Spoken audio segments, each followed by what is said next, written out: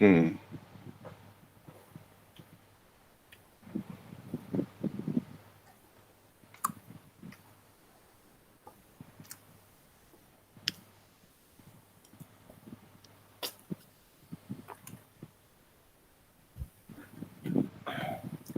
Okay, so we are live now.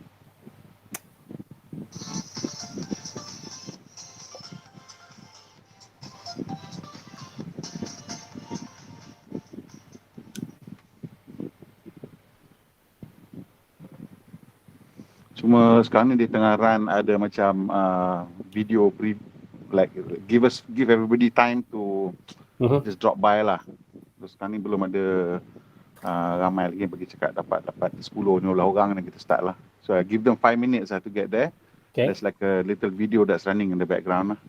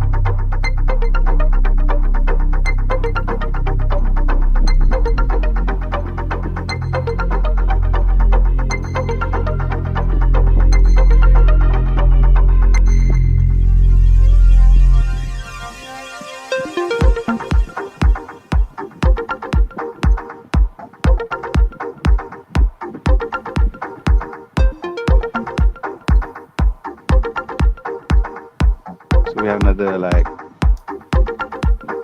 2 minutes to go. You ada any like particular thing that you wanna? Where do you stand today on hydrogen versus electric ni sebenarnya? Well, I mean, okay. First of all, okay lah, supaya kita setkan the expectation bila dengar apa yang my viewpoints lah of about anything lah. Okay, first of all, my background is for this particular discussion kan, I come from a technical punya viewpoint lah in this view ni. So I at the end of the day I don't take sides.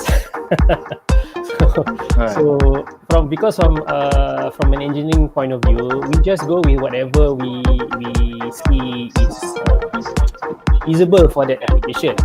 Right. Yeah. So on that basis, there's I can't give a straight answer. Am I hydrogen ke EV kan? It depends. It depends on where you are on the planet. What kind of transportation, what kind of situation you are in terms of transport in that location and whatnot. So that could mean either one or the other. So I think unlike your previous punya guest kan, macam Kore hari tu, dia more on I believe consumer and policy berkenaan dengan consumer and penggunaan EV whatnot. Saya more on macam engineer lah. So my views as per my background tu, that's actually a real kind of concept study we did for one client. So so kita apa ni, secara objektif lah saya give my viewpoints lah. So that kind of takes away any apa ni sensasi lah. But typical engineer answer. Yeah. But don't worry, nanti you can coax me ke arah apa ke benda ke. yang for me yang paling penting kita bagi value lah kepada audience kan, supaya kita dia tak ada tertidur. A lot of people punya concern typically dia lah, dia punya Petronas rugi ke, you know, are we ready to adopt, you know, what about infrastructure, hydrogen, I think a lot of people mungkin still not on their radar because not really mainstream lah. The only people yang really push for hydrogen is Toyota for the Mirai in terms of the car, and then Hyundai, and of course the truck manufacturers for long distance trucking lah. And even untuk intra-urban delivery, most people are looking at electric kan. Yes.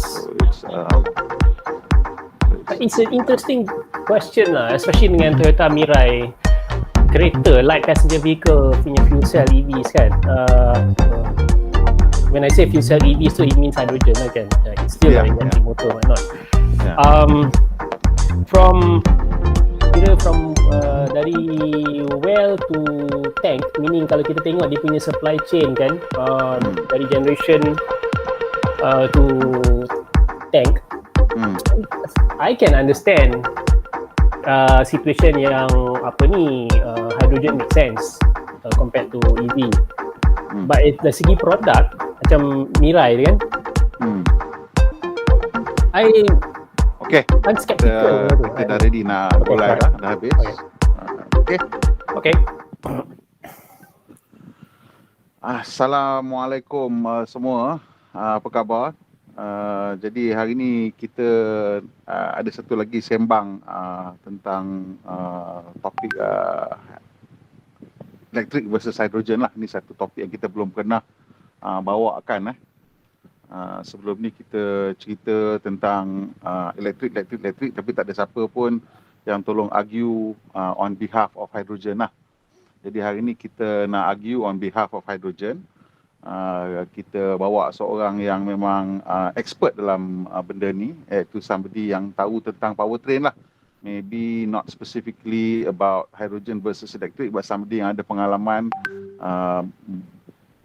tentang powertrain in motorsports, especially where on the cutting edge all these things matter even more. So boleh perkenalkan yourself tak Encik Azrai? Boleh, terima kasih Bang Syamsul actually saya background saya is in motorsport and technical lah, obviously. Saya memang pelibatan pun dari segi technical dan commercial, but yang menyelah is actually my involvement in motorsport and especially engineering and whatnot. Juga tadi dari pendapat yang saya share malam ni lah kan, I mean is coming from dari segi technical lah, I would say. So of course kita akan bincang about dari segi policy dan juga EV versus hydrogen tu bagaimana, tapi saya suka dari segi seorang engineer dan secara objektif lah. Jadi a quick background about saya lah. I mean memang saya ni kaki enjin lah bila dikatakan. Because sebab bermulanya dari sekolah rendah lagi lah, saya dah memang kawan-kawan saya main BMX, saya bawa kereta dan repair kereta, tak ada benda rosak sebenarnya pun saya cakap ada benda rosak, tapi sebenarnya saya nak buka benda dan nak faham and then tengok pasang balik. Memang minat lah dari kecil, and then bila ingat lagi dari tingkatan 1 dulu, ni dah lama lah kan, saya tak payahlah nak cakap umur saya berapa. Saya kerja repair je lah, lori Mercedes 911 tu. Oh, okay. Masa cuti sekolah sebagai assistant foreman kan. Saya pun interesting jugalah kan. And then bila sekolah cuti saja, bila ada chance saja saya kerja bengkel lah, because saya ada pakcik yang ada bengkel. Melaka ke apa ke, dia ada bengkel tu, saya kerja lah bila dapat chance je. Lepas tu bila dia dekat KL, dia pindah, saya pun akan kerja lah dengan dia bila ada masa. Then and then pergi terus masuk MRSM dan belajar. After that pergi belajar engineering mechanical di Canada. Lepas tu balik sini secara hobi lah, masuk motorsportnya industri sini, just tuning kereta, pergi Sepang apa semua, biasalah macam orang lain semua kan. Lepas tu belajar nak bawa kat track, belajar rallying, ada masuk rally sikit. Then after that buat benda-benda yang tak technical jugalah, berniaga lah basically. Lepas tu masuk rezeki saya lah, I was noticed by A1GP, A1 Team Hmm. Malaysia. Hmm. Saya sebenarnya niat masa tu nak tolong mereka, nak cari sponsor dan juga sebagai penyokong lah, sebab minat lah kan, Team Malaysia kan compete. Jadi tiba-tiba terkejut dia suruh invite join. So saya pun okey lah, apa lagi kan, tak tanya gaji apa semua, terus nak join saja. Orang keliling saya yang tanya, dia orang bayar gaji tak? So A1GP tu maybe ramai orang tak ingat cuba you ceritakan sikit A1GP tu apa dan and what okay. kind of technology that was involved. So A1GP ni is dikatakan sebagai World Cup of Motorsport. Maksud dia konsep dia macam Formula 1 tapi dia country versus country ya. Jadi semua pasukan ada 25 buah jentera. They are the teams semua representing country lah. Jadi A1 Team Malaysia lawan A1 Team Ireland, A1 Team Japan. So setiap team ada satu kereta dan mereka compete dengan bendera mereka lah. Jadi kita dulu driver kita Fairuz Fauzi dengan Alex Yung. Right. So time tu lah yang masa tu saya belajar mengenai mostly commercial pasukan motorsport. Saya punya technical memang dah ada sebelum tu. Jadi yelah, itu satu level sebelum Formula 1. A1GP tu after naik lagi is terus masuk Formula 1. So it's quite high level. Jentera is biasalah macam Formula 1 juga, carbon fiber, tarp apa semua, engine dia, tapi engine dia dengan chassis dia semua sama. Jadi nak menang race tu ialah kebijaksanaan pasukan lah dengan kebolehan pemandu lah. Right. And every second counts lah. Every tenth of a second counts. Right. Okay. So sekarang ni kita nak masuk balik ke kita punya topik hari ni. Iaitu ada dua topik sebenarnya hari ni yang kita nak bincangkan. Sebab masa kita buat poll lah gitu, kita dapati ada dua topik yang dia orang minat iaitu yang pertama sekali ialah sekejap tengok balik. Okay. Kita ada 4 topik hari tu kan? 4 topik. Jadi topik yang dia orang minat sebenarnya ialah pembangunan bateri dengan EV ni dia topiknya yang dia orang minatkan, iaitu Russia Le Mans, bagaimana motor dan bateri dibangunkan untuk EV atau hybrid. Yang ketiga hydrogen versus EV dan engine ICE. Yang cekap tenaga lah dan rahsia engine ICE. Mungkin saya boleh ungkaikan sikit kenapa ada 4 topik tu. Okay. Sebab dia berkenaan dengan background saya yang sebenarnya engineering punya background. Yang saya cerita tadi tu is motorsport. Jadi sebenarnya minat saya ialah dari segi engineering dan design, reka bentuk kereta dan powertrain, dan juga sebab bisnes-bisnes yang saya sekarang terlibat, saya ada banyak juga deal dengan pasukan engineering companies lah dari Eropah dan US yang juga terlibat dalam Le Mans 24 Hour Race. Jadi banyak teknologi, banyak industrial link dari situ. Jadi itu memang saya punya kepakaran lah.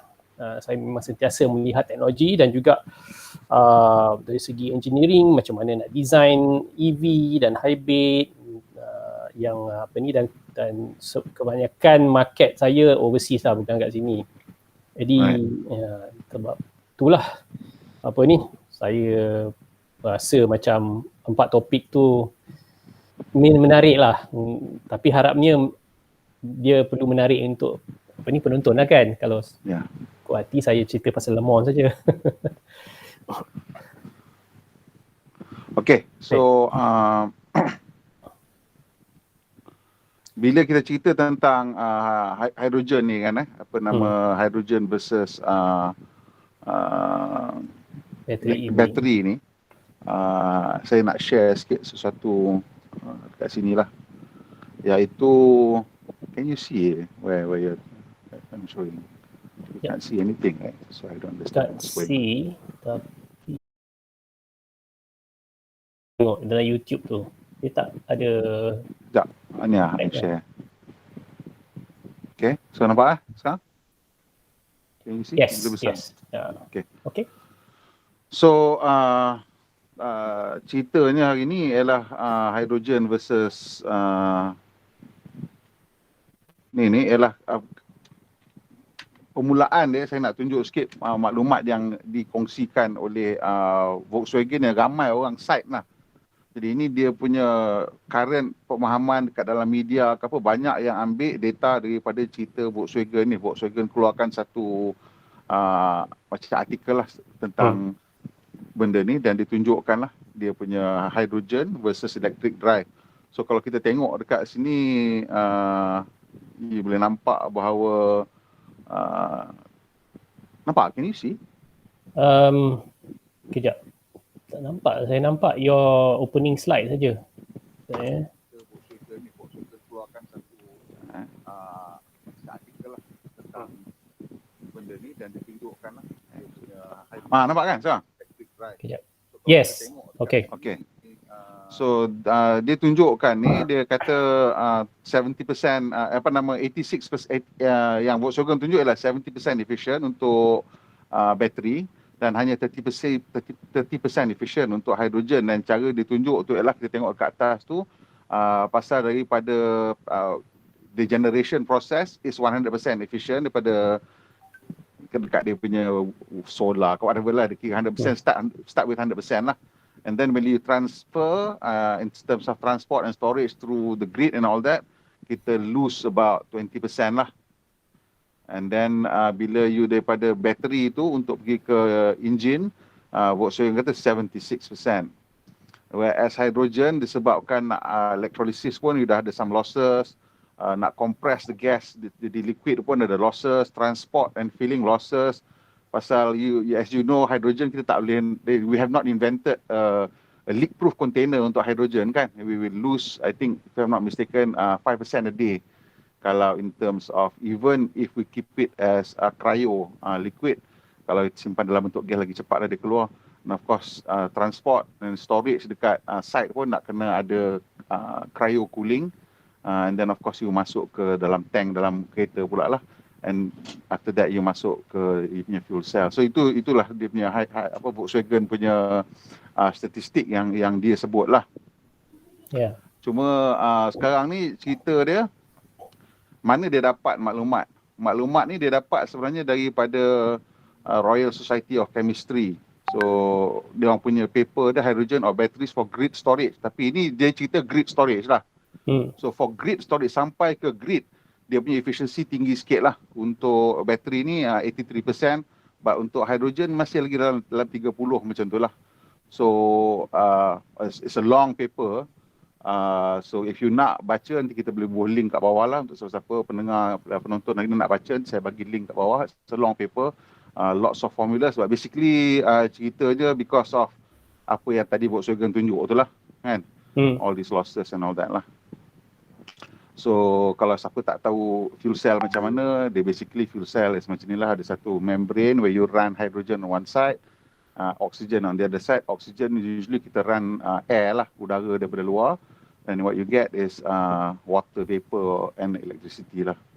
So itu cerita tentang hydrogen versus electric yang mana a lot of the allegedly informed opinion from the media ke apa ke ialah daripada ini paper ni. Right. This is what we are basing it from. So sekarang ni kalau boleh you tolong go further lah and ceritakan pada kita lebih mendalam lagi. Sure. Boleh. Yes, sebenarnya hydrogen versus EV ni kan, kesesuaian dia, feasibility dia, ataupun kalau kita ungkaikan cakap yang mana lagi bijak lah, yang mana pilihan lagi bijak, it depends on kita di negara mana, bandar mana, and sebab itu semua determines dari mana energi itu yang digunakan untuk menghasilkan hydrogen tu comes from? Is it coal production or or it's nuclear, for instance? Kalau kita tengok kat Malaysia kan, actually my short answer lah to it to hydrogen or not to hydrogen, or hydrogen ke EV. My simple answer is Semenanjung EV. EV is the way to go in my view, especially kalau urban. Okay. Tapi kalau Sarawak, I would say that there are feasible cases untuk hydrogen for a number of reasons. But number one, and I mean this when I say this, bukannya kena gantikan semua EV dengan hydrogen dekat Sarawak tu, tak ada. I'm saying that hydrogen kalau nak pakai dekat Sarawak is more feasible, munasabah. Sebabnya because dia punya energy generation is all renewable, mostly lah. So hydro kan kat sana, I think 80% ke apa ke, something like that. Kat Sabah terbalik pula, dia 80% coal. Yeah.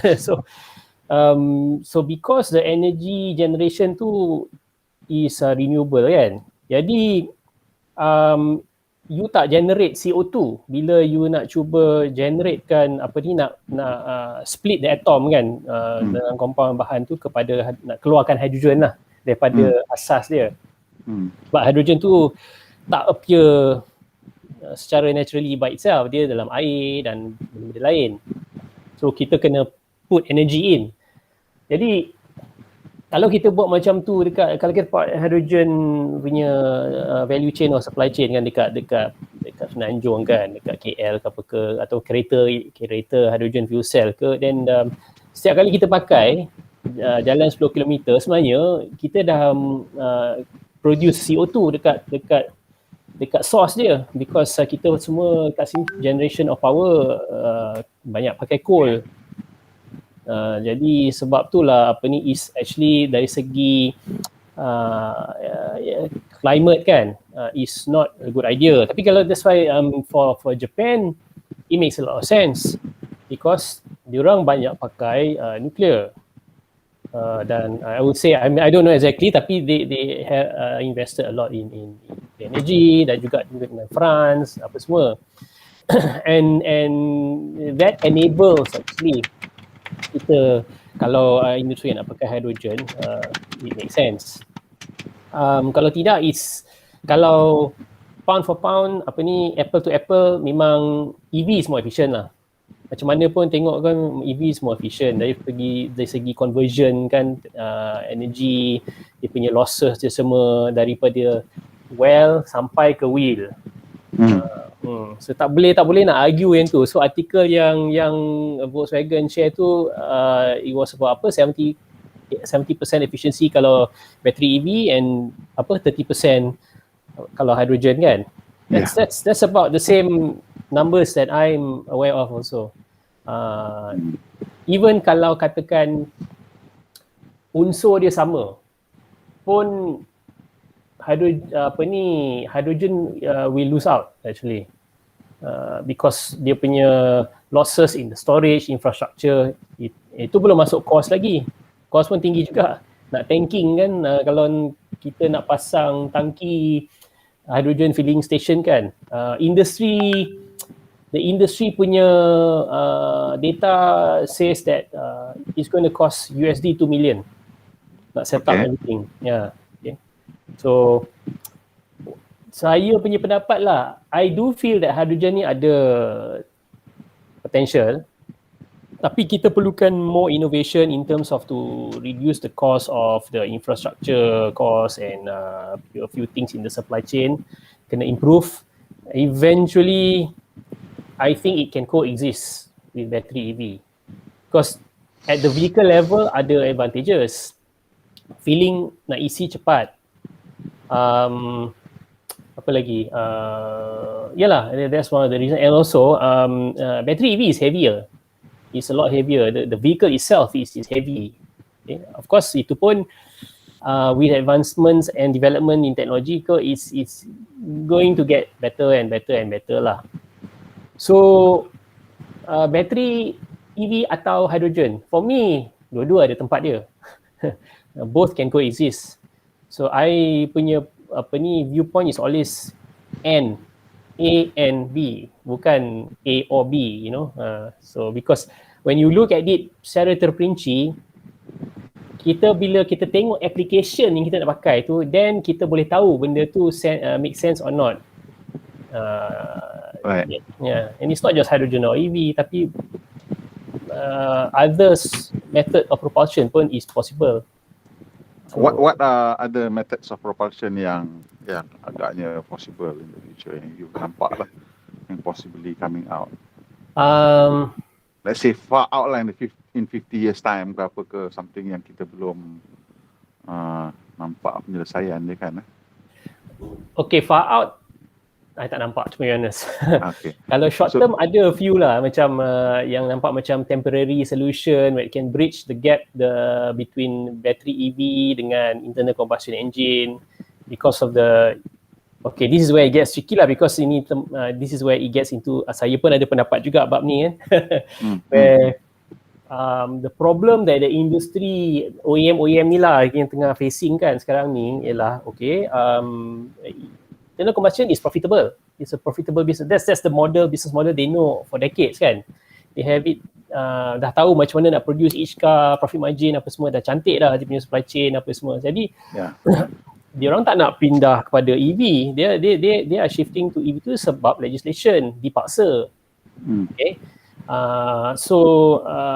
That menyebabkan mereka terpaksa forgo their profit and change their business model, which is susah lah for them to do, tapi kalau terpaksa lah dia orang buat kan. So when you say profitable, does that actually mean right now it's less profitable to make an EV? Or is it because of their setup, therefore it's less profitable? Or if you look at it objectively from outside and you have no interest in the industry and you look at people who are doing EV like all the Chinese brands and Tesla and on all the old automakers, memang cost dia lebih rendah ke untuk buat the ICE engine? Yes as it is right now, yes and no. Yes and no, because given that battery cost has dropped below the whatever this is the $100 threshold. Threshold tu. Cost parity kan orang cakap kan, sekarang dah boleh technically dah boleh cost parity kan, jadi kereta EV dah boleh sama kan. And in China memang kita dah nampak is happening now. Dia orang memang boleh produce kereta EV yang boleh jual lah pada harga yang as cheap as ICE. My answer to that is because the legacy issue. I mean basically they have economies of scale lah kan. I mean engine tu is hundreds of parts kan dalam tu, tapi dia orang dah boleh produce that cheaply. I give you an example lah, macam Toyota whatnot. I know that they can produce 4-cylinder engines below $900 USD, probably $800 USD or something like that, sebiji at volume. And diorang ni are probably one of the best lah in terms of the cost in the industry. 4-cylinder that's below sub 2 liter punya cerita lah. Sub 2 liter lah cerita lah. Okay. And then kalau diorang nak cuba try to meet emissions apa semua, then they just have to pump duit masuk development and then diminishing return lah kan. Duit ROI susah lah kan. But and kita nampak tu dalam Mazda Skyactiv kan, a lot of money spent. It's a interesting technology kan, tapi bila tengok boleh tak beli engine Skyactiv kat Malaysia? Tak boleh, it's only certain markets. But battery EV pula, it's mainly the legacy issue lah. I mean kalau you macam Tesla kan, you start pun tak ada legacy punya baggage kan, you terus masuk EV. Memang you have a better chance, you boleh. Tapi at the end of the day pun kalau tengok sekarang pun after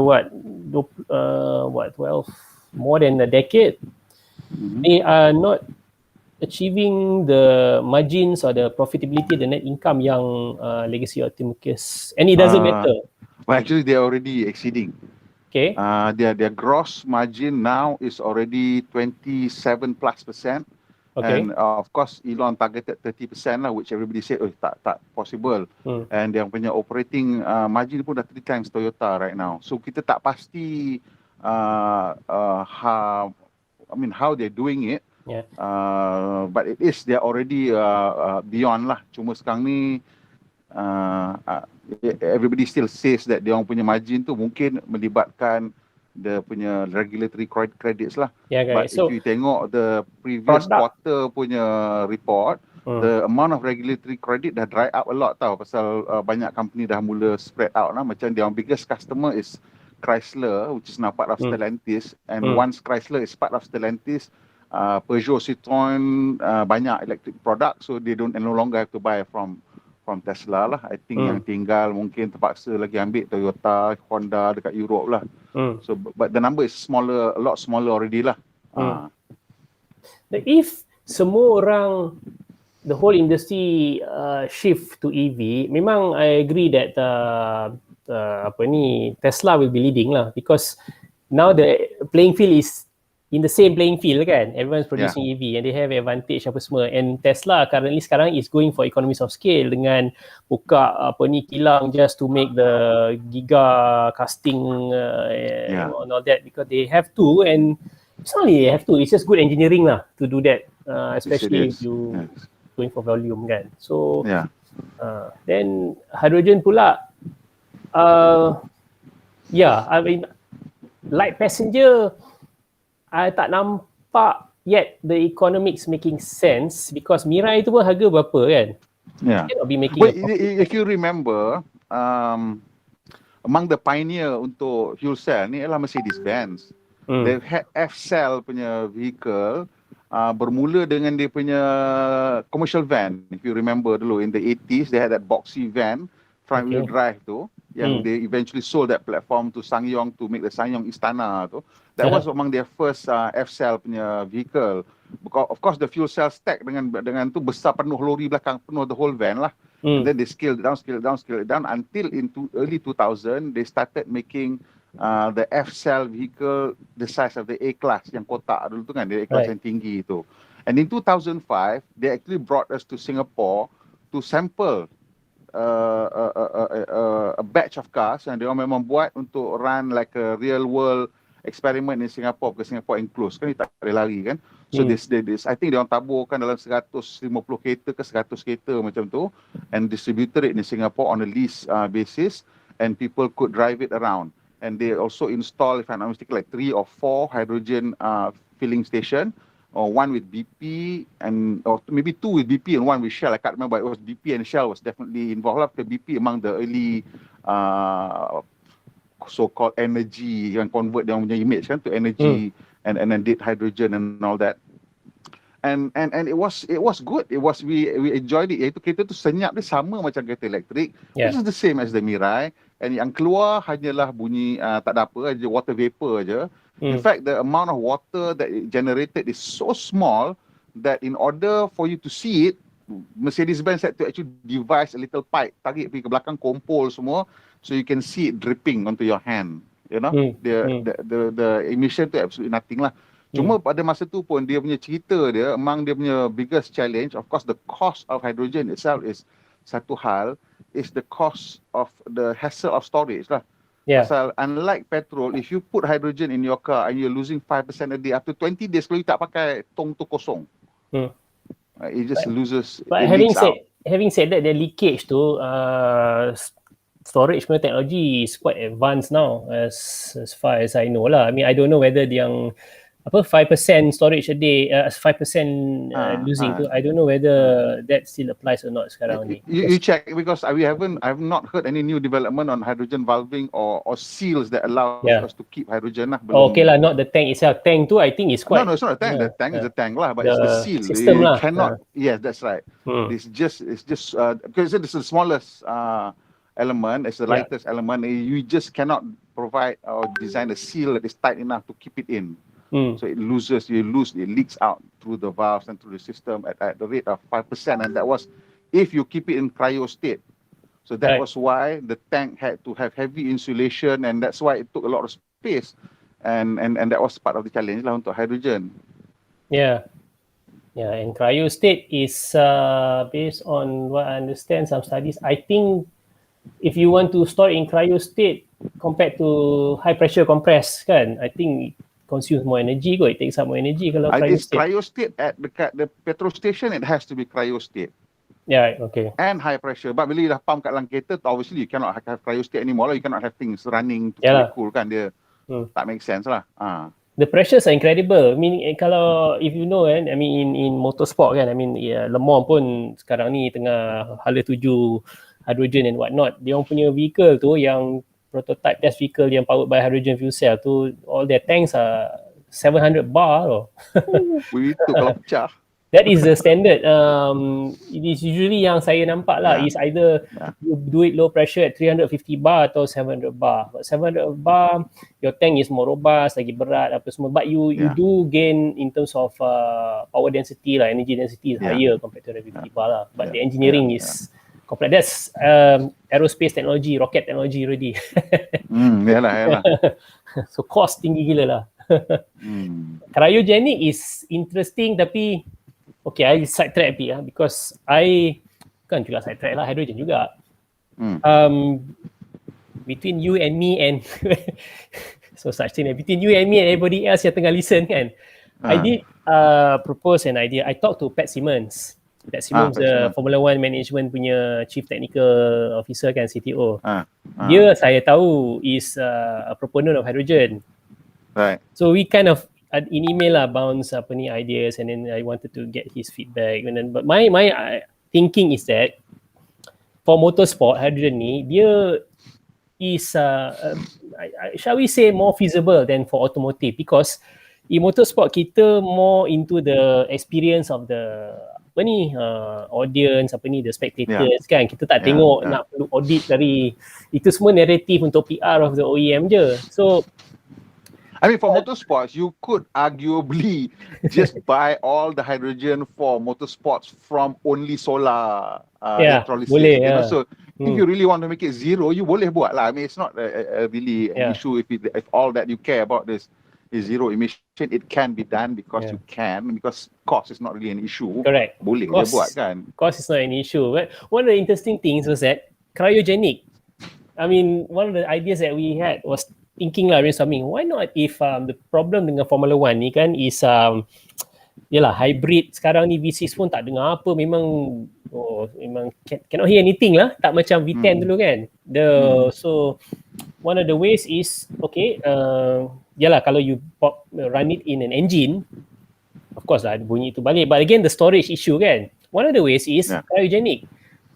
If you store cryogenic hydrogen, and I could be wrong, tapi this is just one of the things that we brainstorm about lah. In the car, okay, now you have a super cold liquid that technically you can use to cool the whole car.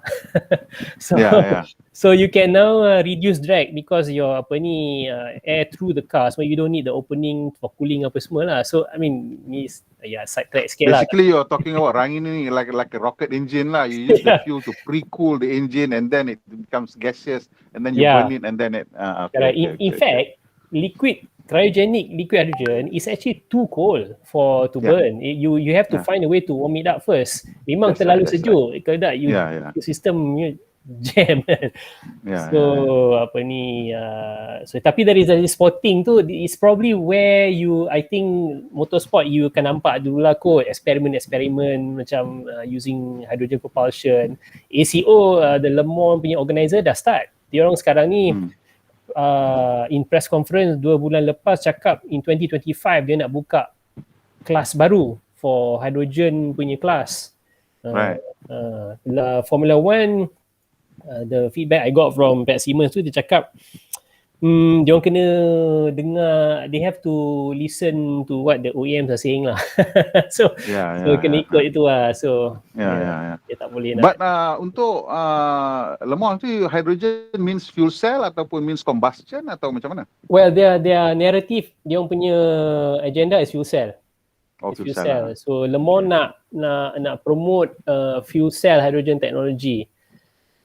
We feel on my side, because kita ada relationship and collaboration with one of the Le Mans punya hypercar teams, not gonna name, but we have been talking about how about doing, kita buat macam experimental garage 56 kan, kita pakai hydrogen tapi burn it internal combustion lah, so that spectator pun sedap lah kan, ada bunyi kan, macam Toyota pun ada eksperimen buat macam tu kan recently. So it's not the best way to use hydrogen to propel a car, but for motorsport boleh lah, because by default you nak selalu pakai, kalau boleh pakai fuel cell because it's more efficiency, better efficiency kan.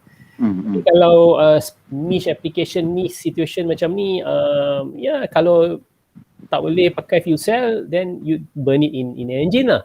It's also a lot cheaper.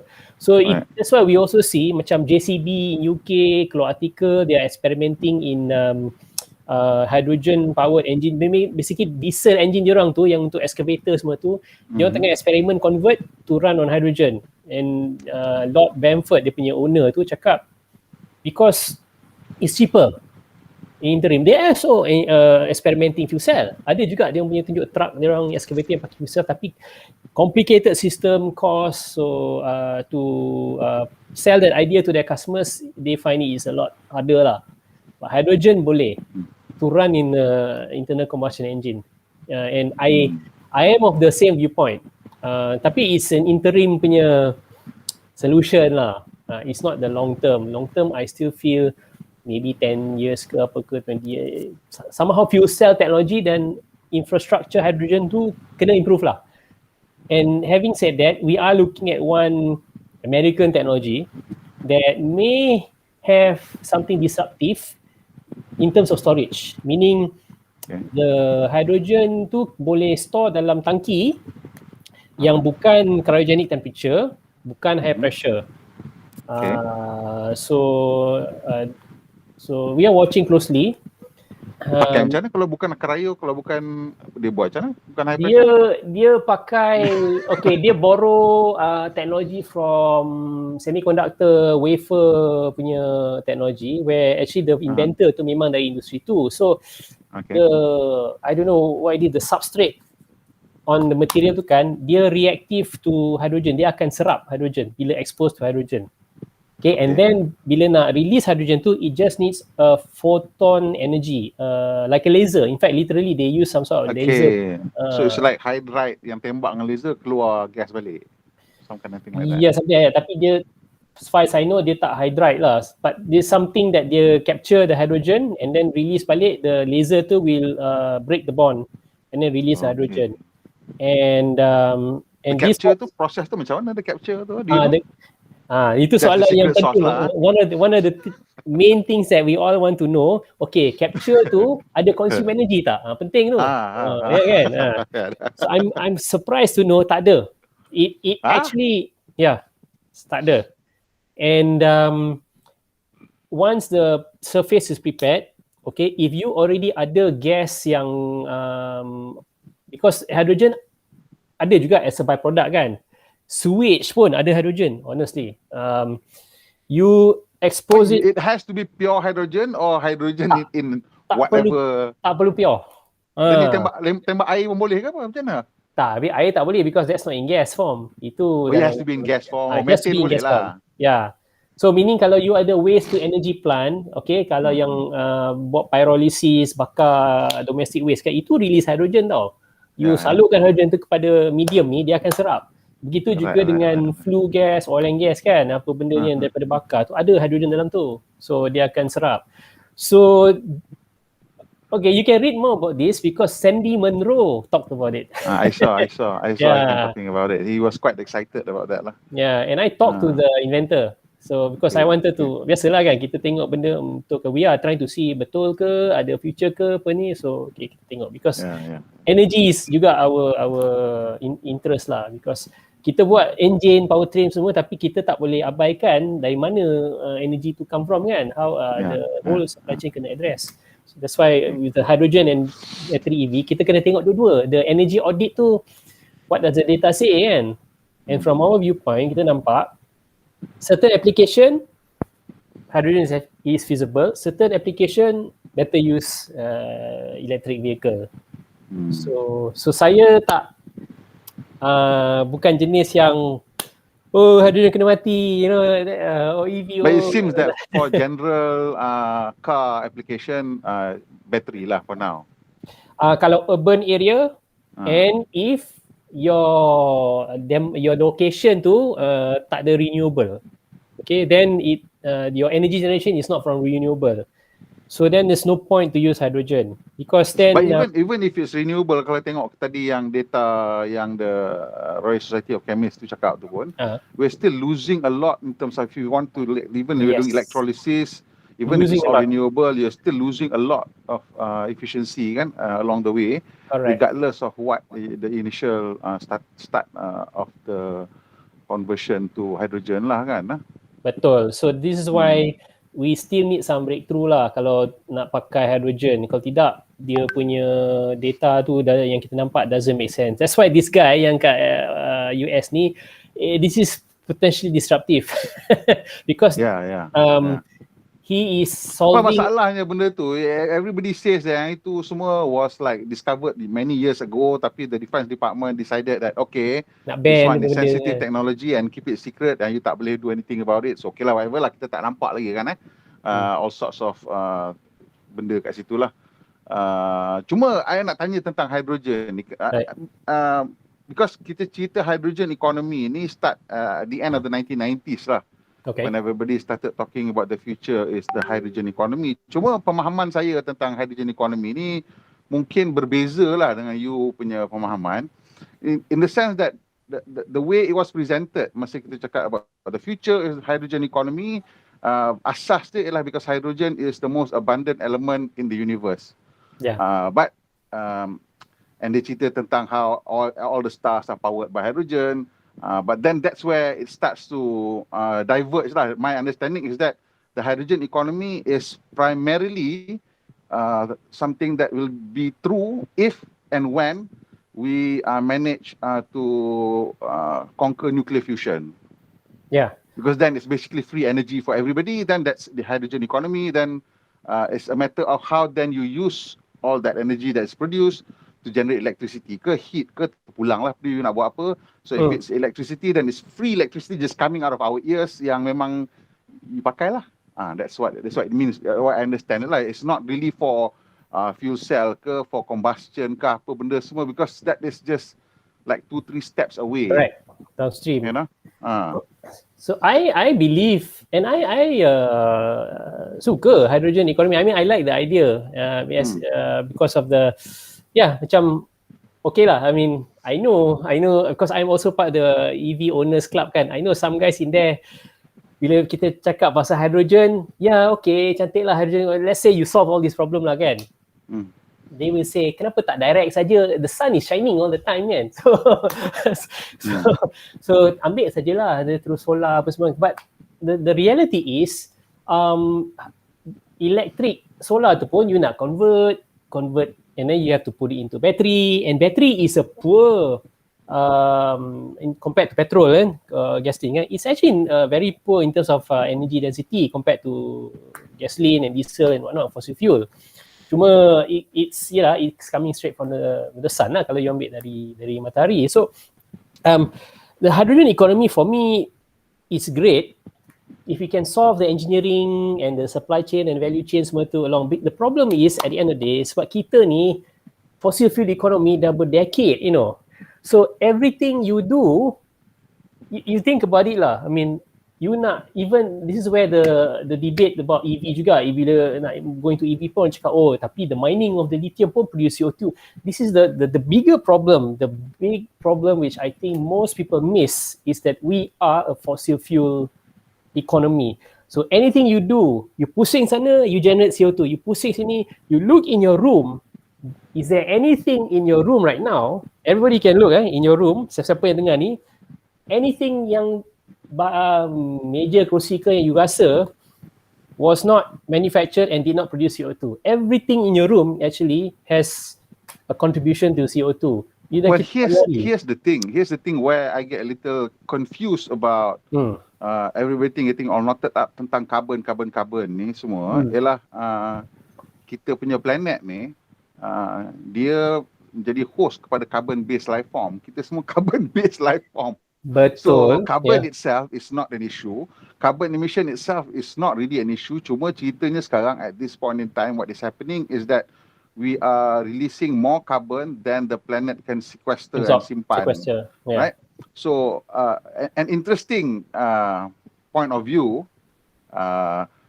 is, of course, when all these people yang climate deniers ni, they will point out, bukan, maybe not even climate deniers, scientists also are pointing to the fact that actually kalau kita tengok CO2 levels, masa zaman the early days of the dinosaur, it was much higher than now.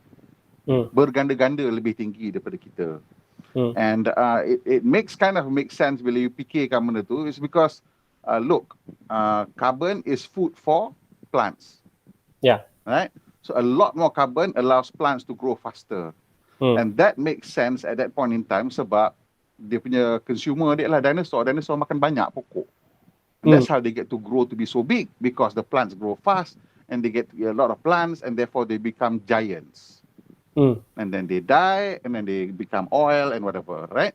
Yeah. So kita punya kerja sekarang ni for the last maybe 100 plus years lah, 120 years, 130 years bila kita start drilling for oil, is to release balik carbon tu masuk dekat the atmosphere. Yeah. Because at some point in our time, the planet is slightly carbon stuffed because fibers, tree fibers lah, cellulose ni semua is a very good carbon trap, tapi dia reluctant to release balik masuk the atmosphere because dia jadi gepuk, dia masuk ke dalam tanah and it just stays there. It's very slow to be released balik lah.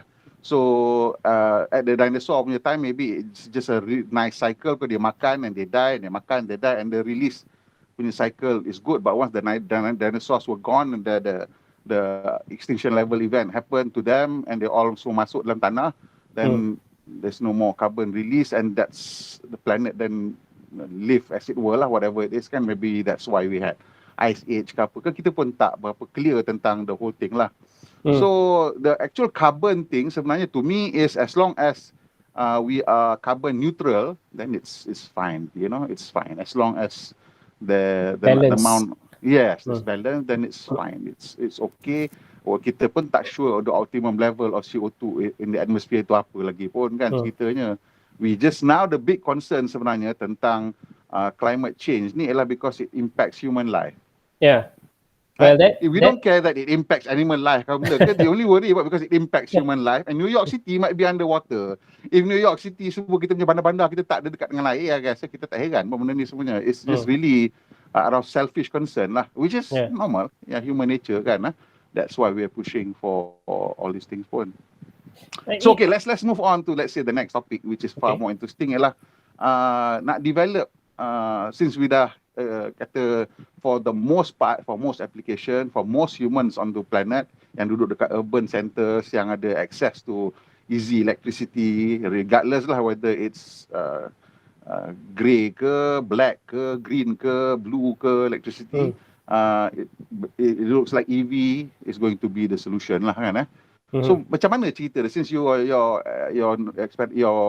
knowledge and experience ni dalam power power plant lah, macam mana, why is it so difficult sebenarnya? Why is it so difficult bila orang semua cakap susah ni nak convert pergi ke EV? Syarikat kereta ni semua ada masalah ni, nak kena belanja. Dia punya cerita belanja dia tak main sikit-sikit lah, 80 bilion, 30 bilion, bila-bila dia ceritanya. Kalau kita layman tengok cakap, kau cerita pasal bateri dengan motor je, apa pasal yang mahal sangat? There's a lot of engineering dalam tu. Okay, I mean untuk OEM kan, yelah, dia orang it's all about cost kan.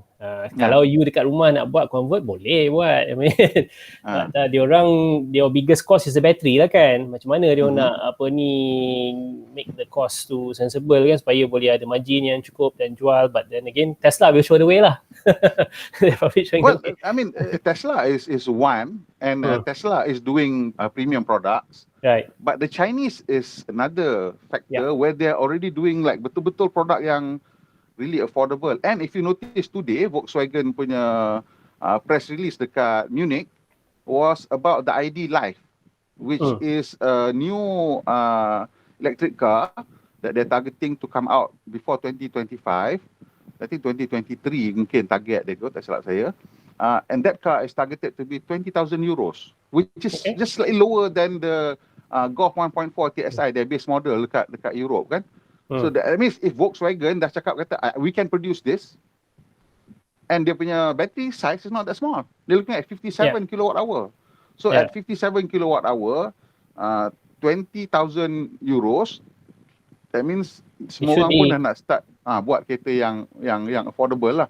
So can you tell us apa was the biggest cost sebenarnya untuk OEM bila dia nak convert pergi ke apa tu orang panggil tu EV tadi tu? Integration ke apa? Because battery dia beli pada orang. No, I mean, it's their production, it's their amortization of the investment. Every time they invest easily 10 tahun kan, dia nak amortize ke apa. They're locked into an investment. So, I rather not talk so much about the OEM side because it's economics, it's their business model macam tu. It's not tak boleh, but financially they orang dah locked into the technology. So, kita faham tentang all this stranded asset punya issue, kita faham lah. If let's say you just develop an engine family yang baru keluar 5 tahun lepas, that means you need 20 years to amortize engines kan. Kalau platform you need 10 years, the 2 model cycle baru you nak boleh amortize the platform punya cost. So okay lah, kita faham itu, but that's not the same as saying that you need to spend $80 billion or 80 billion euros to design EV. That's a whole complete what are you talking about? Pasal platform is still same platform, as in it's still stamped metal. The shape might be slightly different because you nak atur, nak letak ada. So kat mana cost dia sebenarnya dia nak development tu in terms of bila you katalah you kalau you nak design the power plant kan untuk power train untuk benda ni. The cost is again it's not really how to say this it's the shift. Given enough time, I agree that nanti the legacy automakers kalau dia dah fokus buat EV saja, they will be like macam ICE juga, macam they can just produce EVs cost effectively just like that. Okay? Because ICE pun it's a lot of parts dalam tu, tapi they are able to achieve economies of scale. So it's just a transition. Sebenarnya the answer to that is actually again legacy issue. Dia bukannya tak boleh, dia just nak transfer to migrate to that. That's the resistance, the inertia. Bukannya tak boleh, boleh. Right. So my suspicion is bila Volkswagen kata dia nak kena belanja 80 billion, actually that includes them taking a hit on their books to write off certain asset. I suspect that's it lah. You know, I cannot be because dia tak boleh macam it's not like okay sampai 2025 2030 okay stop amortize semua. It doesn't work like that. They can minimize the impact on their balance sheet, bottom line apa semua, tapi they are going to have to take a hit juga macam mana pun because they orang dah invested so much into their capex kan. So tak boleh just it's not need lah tukar, tak boleh. They have to invest new things, and then yang mana yang asset sebelum tu tak habis amortize tu just write off lah, losses lah. So it's because they are a big ship kan, so makan masa sikit lah for them to steer and move. So in terms of actually engineering an EV power plant, it's actually easier. What's itu dia soalan dia. Like is it the engineering and ICE power plant kan? It's easier the drivetrain lah. If you I'm working on a few projects yang perlukan, I mean that photo belakang I kan, that's actually an actual project. Some concepts, ada 4-5 concept layout we are looking at for one customer, then this is just a snapshot of a report. And kita when we cuba nak design the drivetrain system kan, the considerations are this. Kita nak kena tahu it's both mechanical and electrical. Kalau this is very important untuk mereka yang tanya soalan kenapa kita tak boleh convert ICE kereta saya yang lama ni kepada EV kan? Boleh. So what does that process entail? What does it involve? You kena first of all kena buang all your pemahaman internal combustion engine, and then you kena tengok your speed that you nak achieve for the application. The application being you nak drive ke dalam bandar ke, ataupun you nak buat high performance, you nak regen apa semua. So yang tu you kena tahu application first. Then you kena calculate what is your drive ratio, meaning final drive berapa, your single speed ke dual speed. It's all important because the way motors work. I think this is one thing that people tak faham how motors work. Okay, motor kita semua dengar lah, siapa yang follow EV kan, that okay, you boleh dapat 100% torque daripada 0 RPM kan, terus boom macam tu semua kan. Tapi motor dia ada satu speed nanti dia akan terpaksa drop. Okay, dia punya torque tu yes memang straight saja dari 0, tapi at a certain we call it T speed or knee speed lah, dia kena derate, dia kena turun. Okay, because mechanically that's the limit of the motor. So yang kita tak nak is that you nak top speed kan, tapi you dah hit the limit of the motor punya keupayaan, you have to sacrifice your speed. So you have to match you punya ratio, you punya final drive ratio tu dengan profile motor tu.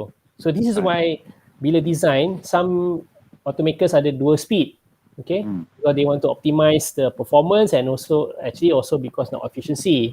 Yeah. Kalau you nak pakai your EV tu untuk running around, and if you are an OEM, you are looking more towards efficiency because dia pun ada areas of efficiency island maps lah. So you nak always running 80-90% efficiency. They're very efficient. And you have to also consider inverter. So the main components lah kan, yang perlu dipertimbangkan lah bila nak design EV is your watt ratio, wheel size, itu mechanical. And then also motor apa dan inverter tu matching tak? Voltage apa? You nak low voltage ke 400 volt ataupun 800 volt? Both ada pros and cons. Apa dia pros and cons? Just cerita sikit. So 800 volt, the trend now is going towards 800-900 volt lah. Everyone is so going VAG seems to be, VAG not VAG whole, but VAG premium, Porsche and Audi seems to be going at 800 volt, whereas Volkswagen seems to be staying at 400 volts. So I don't know why. And also Hyundai Kia is going for 800 volts lah. Kan? Well, high performance semua high voltage lah. Everyone's going high voltage for macam Rimac dan semua-semua tu because it's the most power dense, meaning also lighter.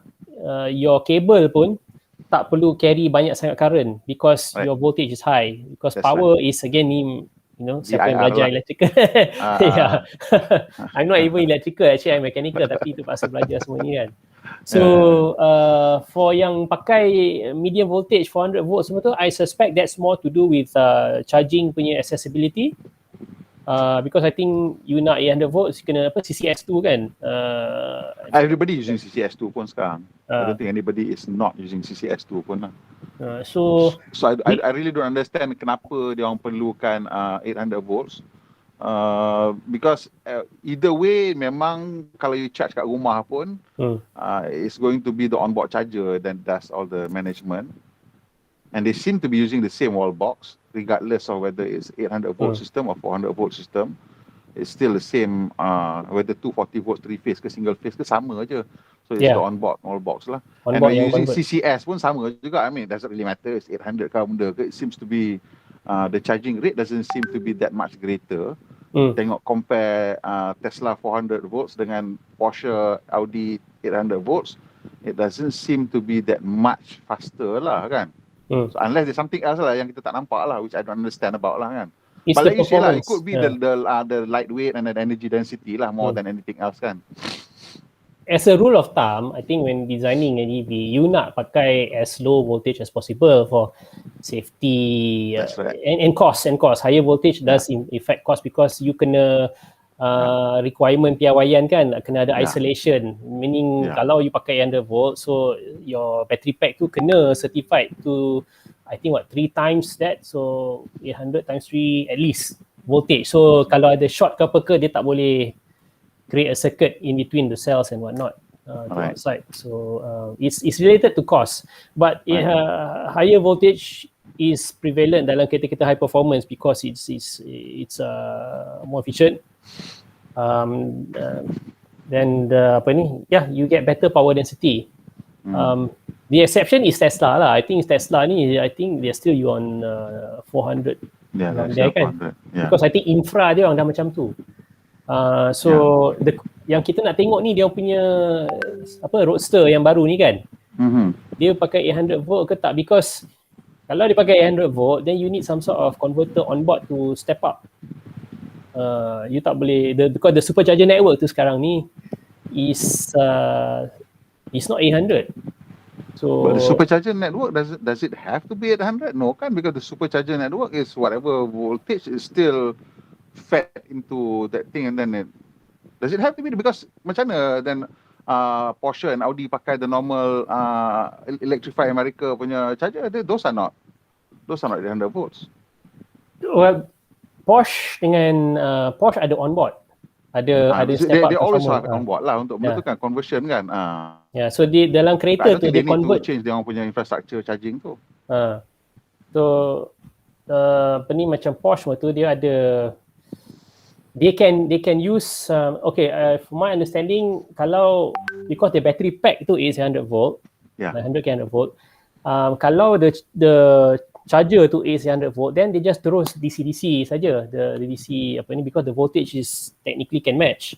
Tapi kalau they go to yang charger yang 400, then dia kena pakai the step up dalam on board. Transformer internal lah, transformer step up lah. So that's extra weight. That's actually extra weight for the kereta, which ideally kalau boleh you tak nak. Well, it's cheaper to put it on the car than to put it on everything else outside the car lah kan. Memang lah. So you have to redo your infra kan. So ni yang Tesla ni nak tengok. Roadster dia is high performance apa semua. So yalah, I mean some of us are wondering how because dia punya supercharger tu is actually currently is designed to produce 400 volts. It's not a 800 volt system unless dia ada latest ke whatever. Yeah, the show car tu 400 volts lah. That's what we know kan. Okay. So the show car was 400, but we don't know whether eventually bila dia buat nanti will become 800 volts, because I mean the Model S Plaid punya numbers are already so mind blowing. 1.2 second lah, kata lah, 2 second flat. If they put a smaller car, I'm sure you'll get 1.7 or whatever it is that they want to get lah kan. It's really not so crazy anymore lah. But ceritanya sekarang ni, ramai juga orang tanya, macam you cakap tadi, nak convert pergi ke bateri ni, adakah satu proses yang susah sebenarnya? Adakah, ataupun ini benda yang you rasa boleh jadi some kind of side industry? Pasal ramai je orang yang bercinta dengan kereta lama dia orang ni, jadi dia tak nak tukar. Susah senang tu bergantung matlamat dia apa. You nak convert and then pakai kat ladang je, boleh. Itu is not expensive lah. Tapi kalau nak convert and then nak lepas JPJ, let's just say kita pun tahu kan JPJ apa position dia kan. Tapi kalau let's say dia orang katakan ada precedence lah boleh convert kan. You nak meet the safety, the engineering level tu, it gets expensive very quickly. Okay. So you need to have isolation, contactors, apa semua. This is why it's not cheap for OEMs to actually produce the EVs, because it needs to meet OEM standards. So kalau you nak drive it on the road, you convert sendiri, it's going to be expensive lah. Tapi kalau you nak convert kenderaan lama ni pakai kat ladang ke, tak payah JPJ apa, then it can be quite cheap. You just can buy battery off the shelf, motor off the shelf apa semua, just pasang je lah, convert. It's possible. So bergantung pada banyak benda tu available off the shelf ke? Kalau nak convert simple macam kat ladang semua tu, you can buy dari China banyak. Alibaba pun boleh kot. Memang duk nampak dekat Alibaba, dia nampak dia jual e-axle, dia jual battery pack, dia jual controller. Is it as easy as plug and play ke macam mana? No, it's usually not easy as plug and play unless you beli tu it's already a drive unit. Dia dah combine motor. Yang penting motor dengan inverter. These have to be taken in pairs. Sebaik-baiknya you beli motor dengan inverter yang memang dah pair together. Memang dia dah cakap lah, okay ni boleh pakai untuk motor ni apa semua. Kalau you nak ambil motor dari sini and then inverter dari sini and then cuba nak make it work together system, it is a lot of work lah. And then also you kena juga consider battery juga as a system. Battery pun kena tahu juga 800 volt volt apa semua, how you monitor. Okay, battery pack alone kan, kalau the kind of project kita buat, it's not just battery cells together, dia kena ada cell biasalah cell balancing, monitoring semua, because kita nak long life and whatnot, kita tak nak benda tu terbakar, and a lot of safety lah, functional safety, interlocks, high voltage interlocks. So benda-benda yang safety around it at the cost. Okay. You know. Saya ingat dulu bila kawan-kawan nak kena buat software lah. Masa tu ceritanya e-book. Dia orang nak buat software untuk e-book. Jadi kawan saya seorang ni dia publisher. So dia nak beli software e-book kalau daripada Adobe ke, daripada Amazon punya converter jadi e-book, it's mahal tau. Minimum 250,000. So what he did was he goes into the programmer/developer punya network of websites where you can buy codes for certain functions, right?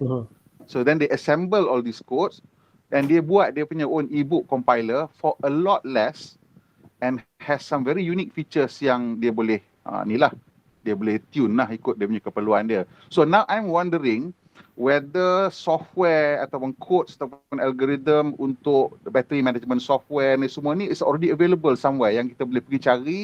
And I mean you need to know the skills lah, coding skills, how to match and assemble all these codes untuk hasilkan dia punya BMS. Now the reason I tanya ni lah because obviously kalau kita nak buat kat rumah, it's something yang mungkin kita tak ada skill lah, kan?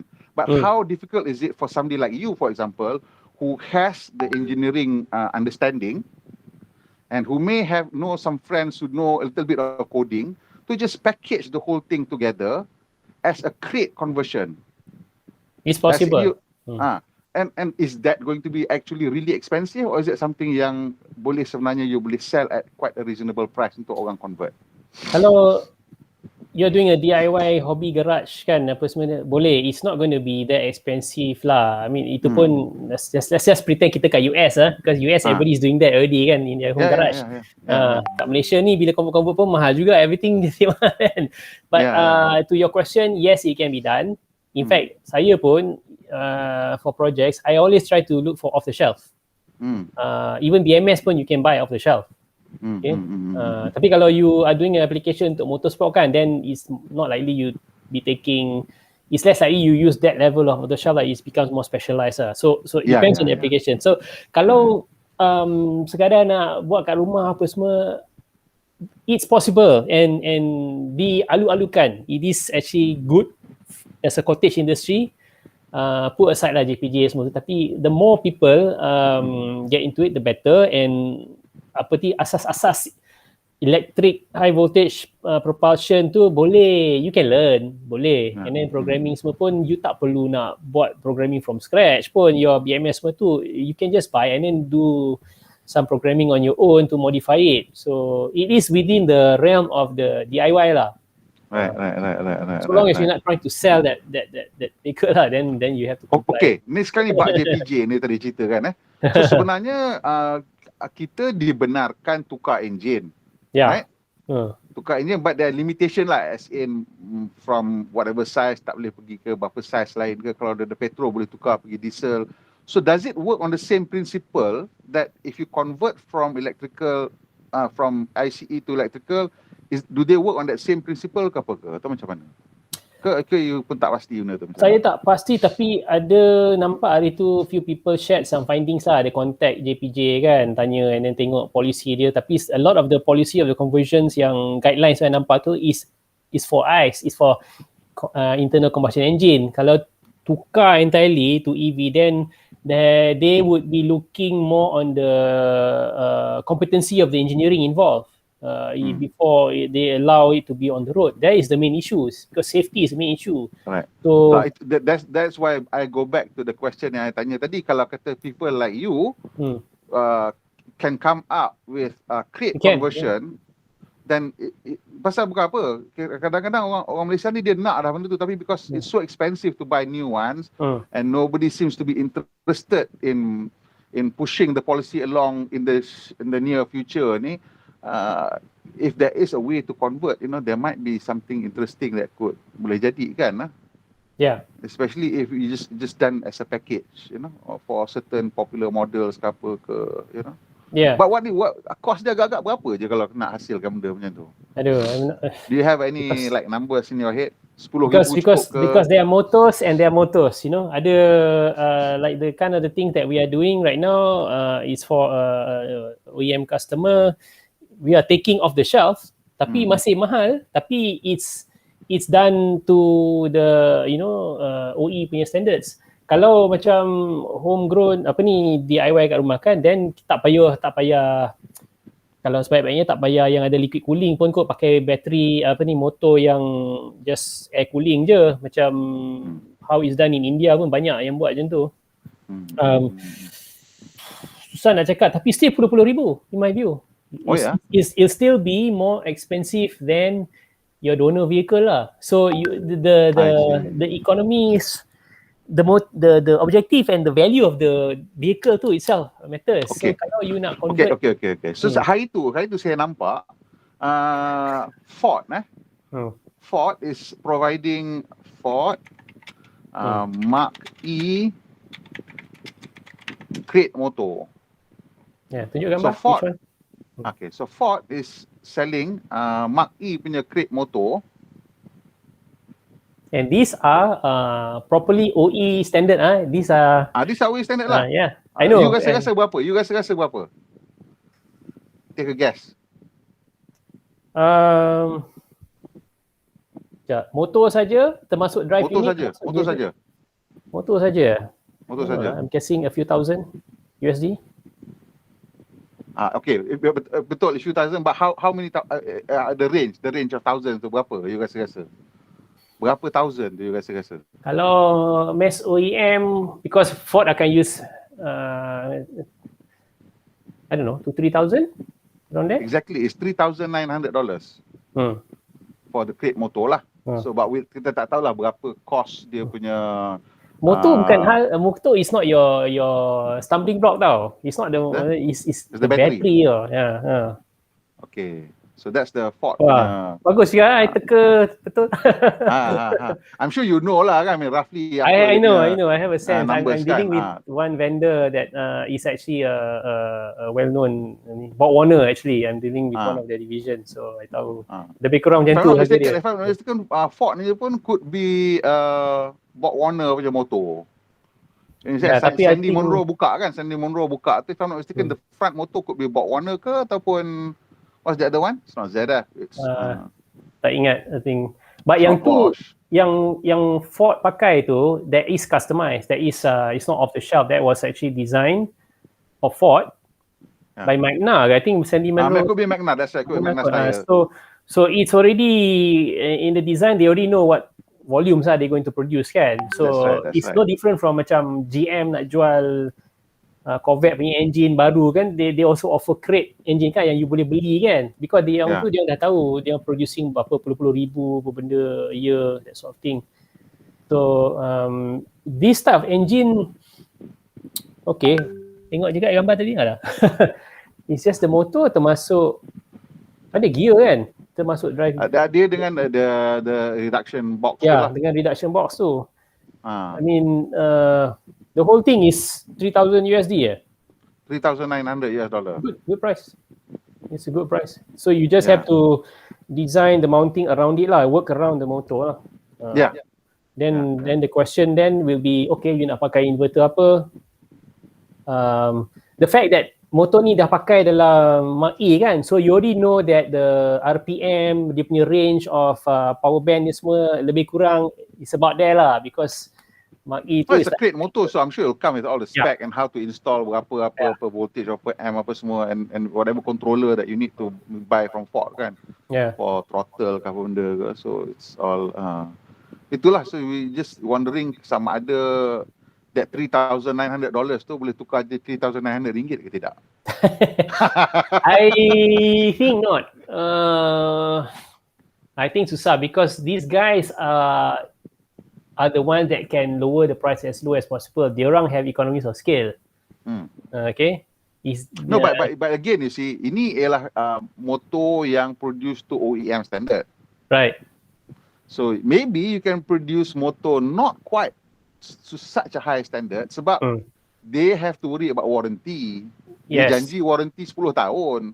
So that Yeah. motor needs to last 10 years of daily grind. Yeah. Whereas for the conversion market, this is overkill sebenarnya, because Yeah. if you're converting classic cars, you bawa only on weekend, so you don't Yeah. need a motor that is so durable kan. Yeah. So, Okay, for the conversion market kan, you wouldn't be looking at this lah. I mean cantik lah semua. You'd be looking at website macam EV West that caters to market yang convert lah. So banyak-banyak Yeah. option. You can even beli those Tesla people punya are, those are bateri. using Tesla motor. That could be even more expensive. Macam-macam. Parker motor, Remy Parker ni semua. Even university kat sini pakai motor tu. Bila dia buat projek-projek conversion kan 2012 ada competition kat Sepang ke. All the universities dia orang kena pakai Proton kot, tak silap saya. Pro 2, And then Pro 2. convert Pro 2 ke. So dia orang beli motor, inverter, bateri semua pun dari controller semua dari website macam tu semualah. So that is your source lah. Kalau Berapa cost masa tu, you ingat tak yang dia buat conversion untuk? Tak ingat tapi it's definitely not OE punya standard and I think air cool. So air cool saja boleh lah you pakai kan, tak perlu. Kalau you seriously using, you need liquid cool lah kalau betul nak pakai for heavy duty use kan. Tapi benda-benda macam tu boleh lah pakai air cool, ada fin saja. So or if you can go, kalau nak lagi murah, then look for something equivalent to that spec from China, Alibaba. Definitely lagi murah lah. So okay, so motor daripada great. China. Okay, cerita sekarang China, pasal China ni memang kat situlah tempat dia beranak banyak sekarang benda ni kan. Is it something yang kita perlu macam risau tentang dia punya quality ke apa ke? Because they seem to be building most of the motor. In fact, we're not sure lah, Tesla punya motor tu katanya built in China. Whereas BMW punya iX3 motor dia built in Germany, tapi everything else sampai bateri semua built and assembled in China. So is there a concern ke? Because nampak dia punya macam BYD punya bus tu dah global dah.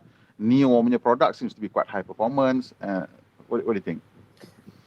Again, they have everything under the sun in China. You nak yang murah, lousy quality ada. You nak yang high end, better than Europeans pun ada. So China is so powerful now. They can produce as good as anyone, and you can also go save money, ambil yang produk-produk yang murah, yang tu tak jamin lah, itu kilang mana entah buat kan. Macam you sebut Tesla semua tu, I think yang Tesla made in China kan, dia orang of course localize kat situ the motor tu, tapi those are all we're not designed. sure whether it's 100% built in China lah, because some parts, as you know, China is still quite dangerous in terms of IP punya risk kan. ARM baru kena je baru-baru ni, SoftBank baru kena kan dengan ARM China. So kita tak tahu sama ada the whole motor tu pasang kat China ataupun certain components pre-assemble and then sent to China. Because if you remember, Sandy Munro buka motor Model S tu, dia garu kepala kan. The way they arrange the magnet, dia kata this seems like alien technology. Aku tak faham kenapa dia atur magnet macam ni. Kita buka, kita pasang balik, kita dah tak dapat dah the same effect.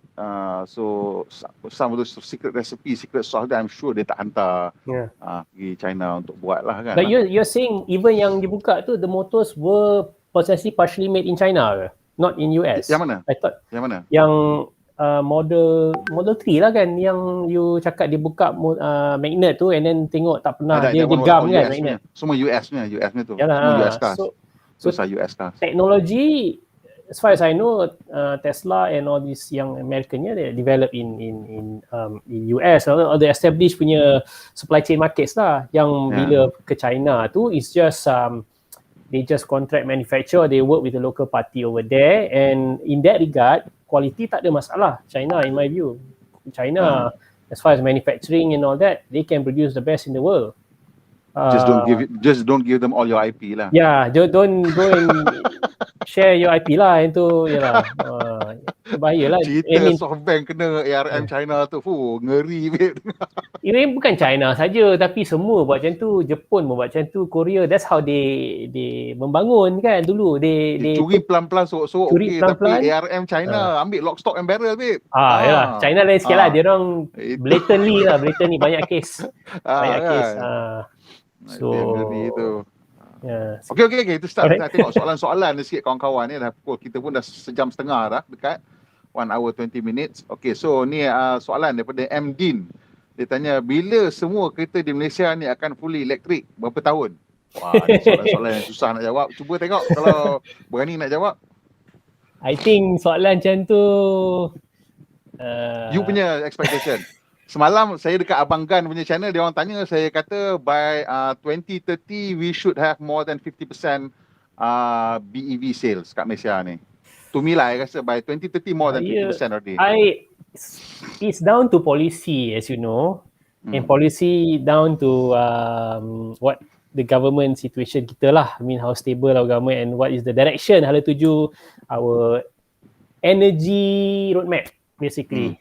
So because it has to be driven by that first. What is our position on energy as a country? But we are also like a technology recipient. It's not like we have a say about what kind of cars masuk into our market. If nobody dah buat ICE, you nak buat apa? Penyudahnya dia kena masuk juga. Macam smartphone lah. It's not like we have a say about what kind of smartphone masuk. Tiba-tiba Celcom offer je smartphone, dia kata nak beli phone bodoh dah tak ada dah. Macam mana nak buat? Kan? So what do you think? Susah lah nak because I'm very skeptical with the policy makers. Because I do feel first on the one hand, I think it's down to the policy, okay? Down to the policy makers. Everything is down to that. Where there's a will, nak seribu daya, tak nak seribu dalih lah. If the country is committed and serious about electrification, it will happen. Just like in other countries, like our neighbours pun, Indonesia, Thailand apa semua. Just like that, suddenly all the industry will force to go there, and it'll go, and then it is what it is lah.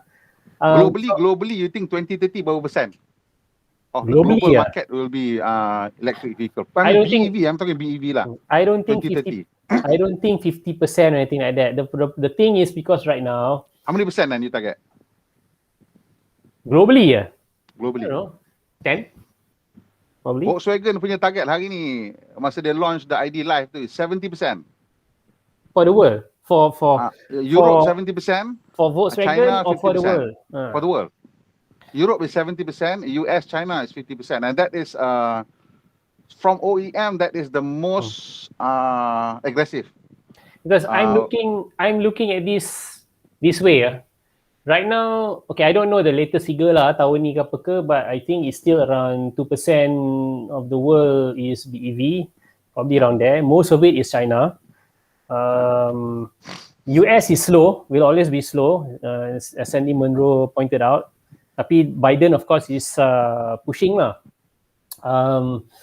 Then how does the lithium source also is able to support that? Okay, the supply chain. One of the things I do feel that there's a saying that goes, if you want something to be dirt cheap, make sure it's made from dirt. Yeah. So, well, one of the things about lithium is that lithium is actually quite abundant. Cuma it's not as easy to extract from some sources as it is from others lah. Yeah.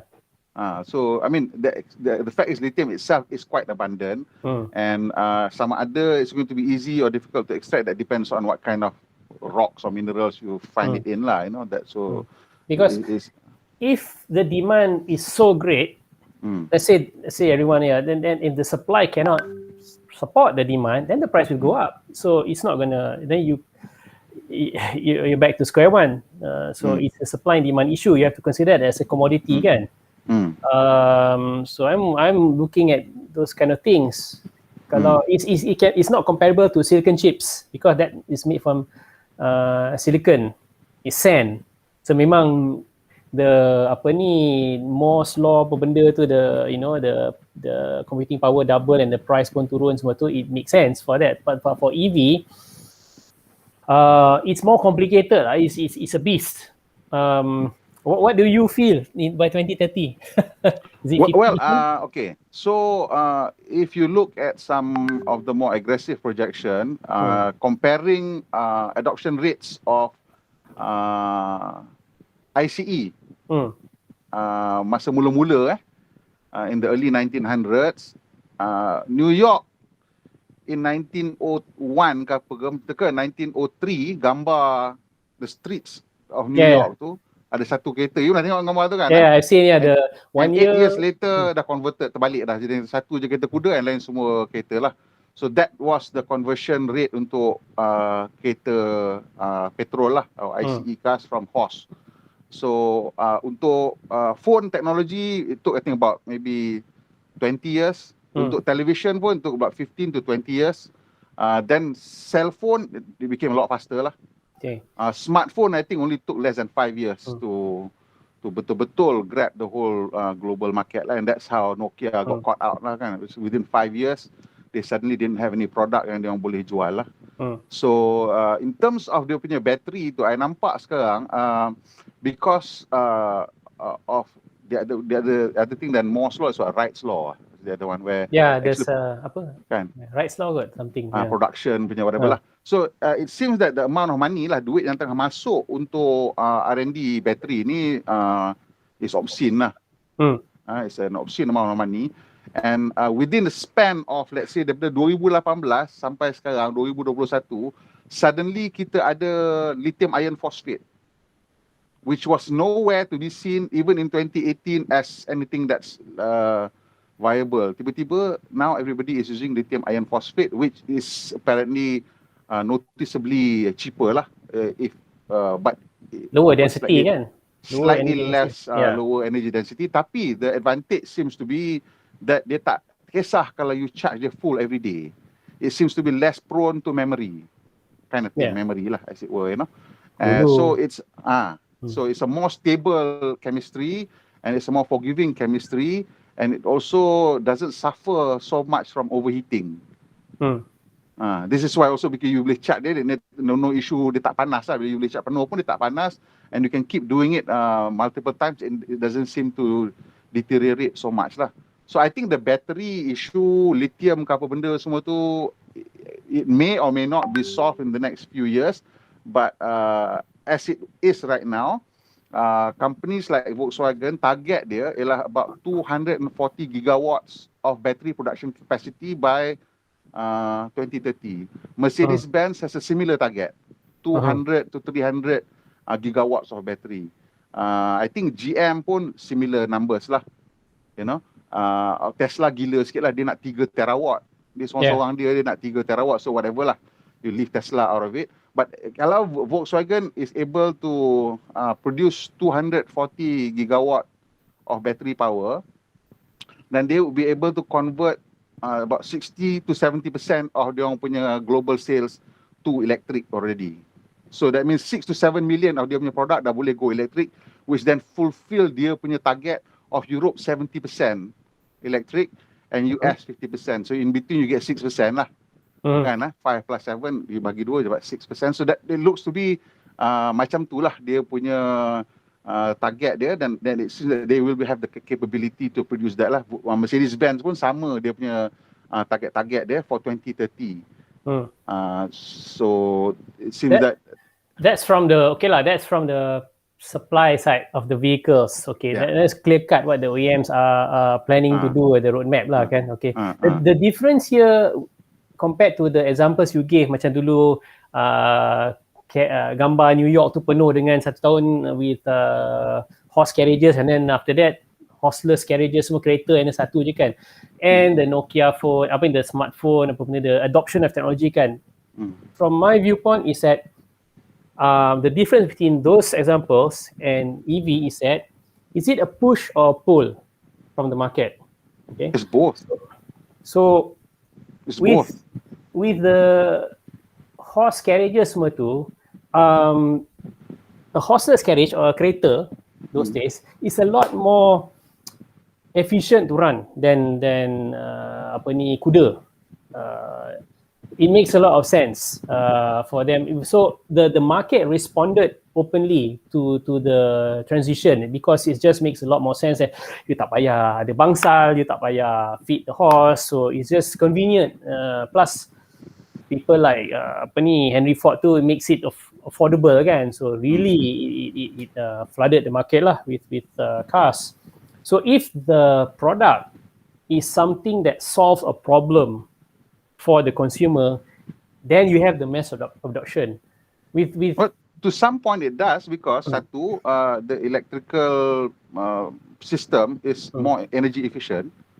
So you're now getting parah-parah pun lah, around 6.5 to 7 kilometers per kilowatt hour. The good ones can get you almost 9 plus kilometers per kilowatt hour.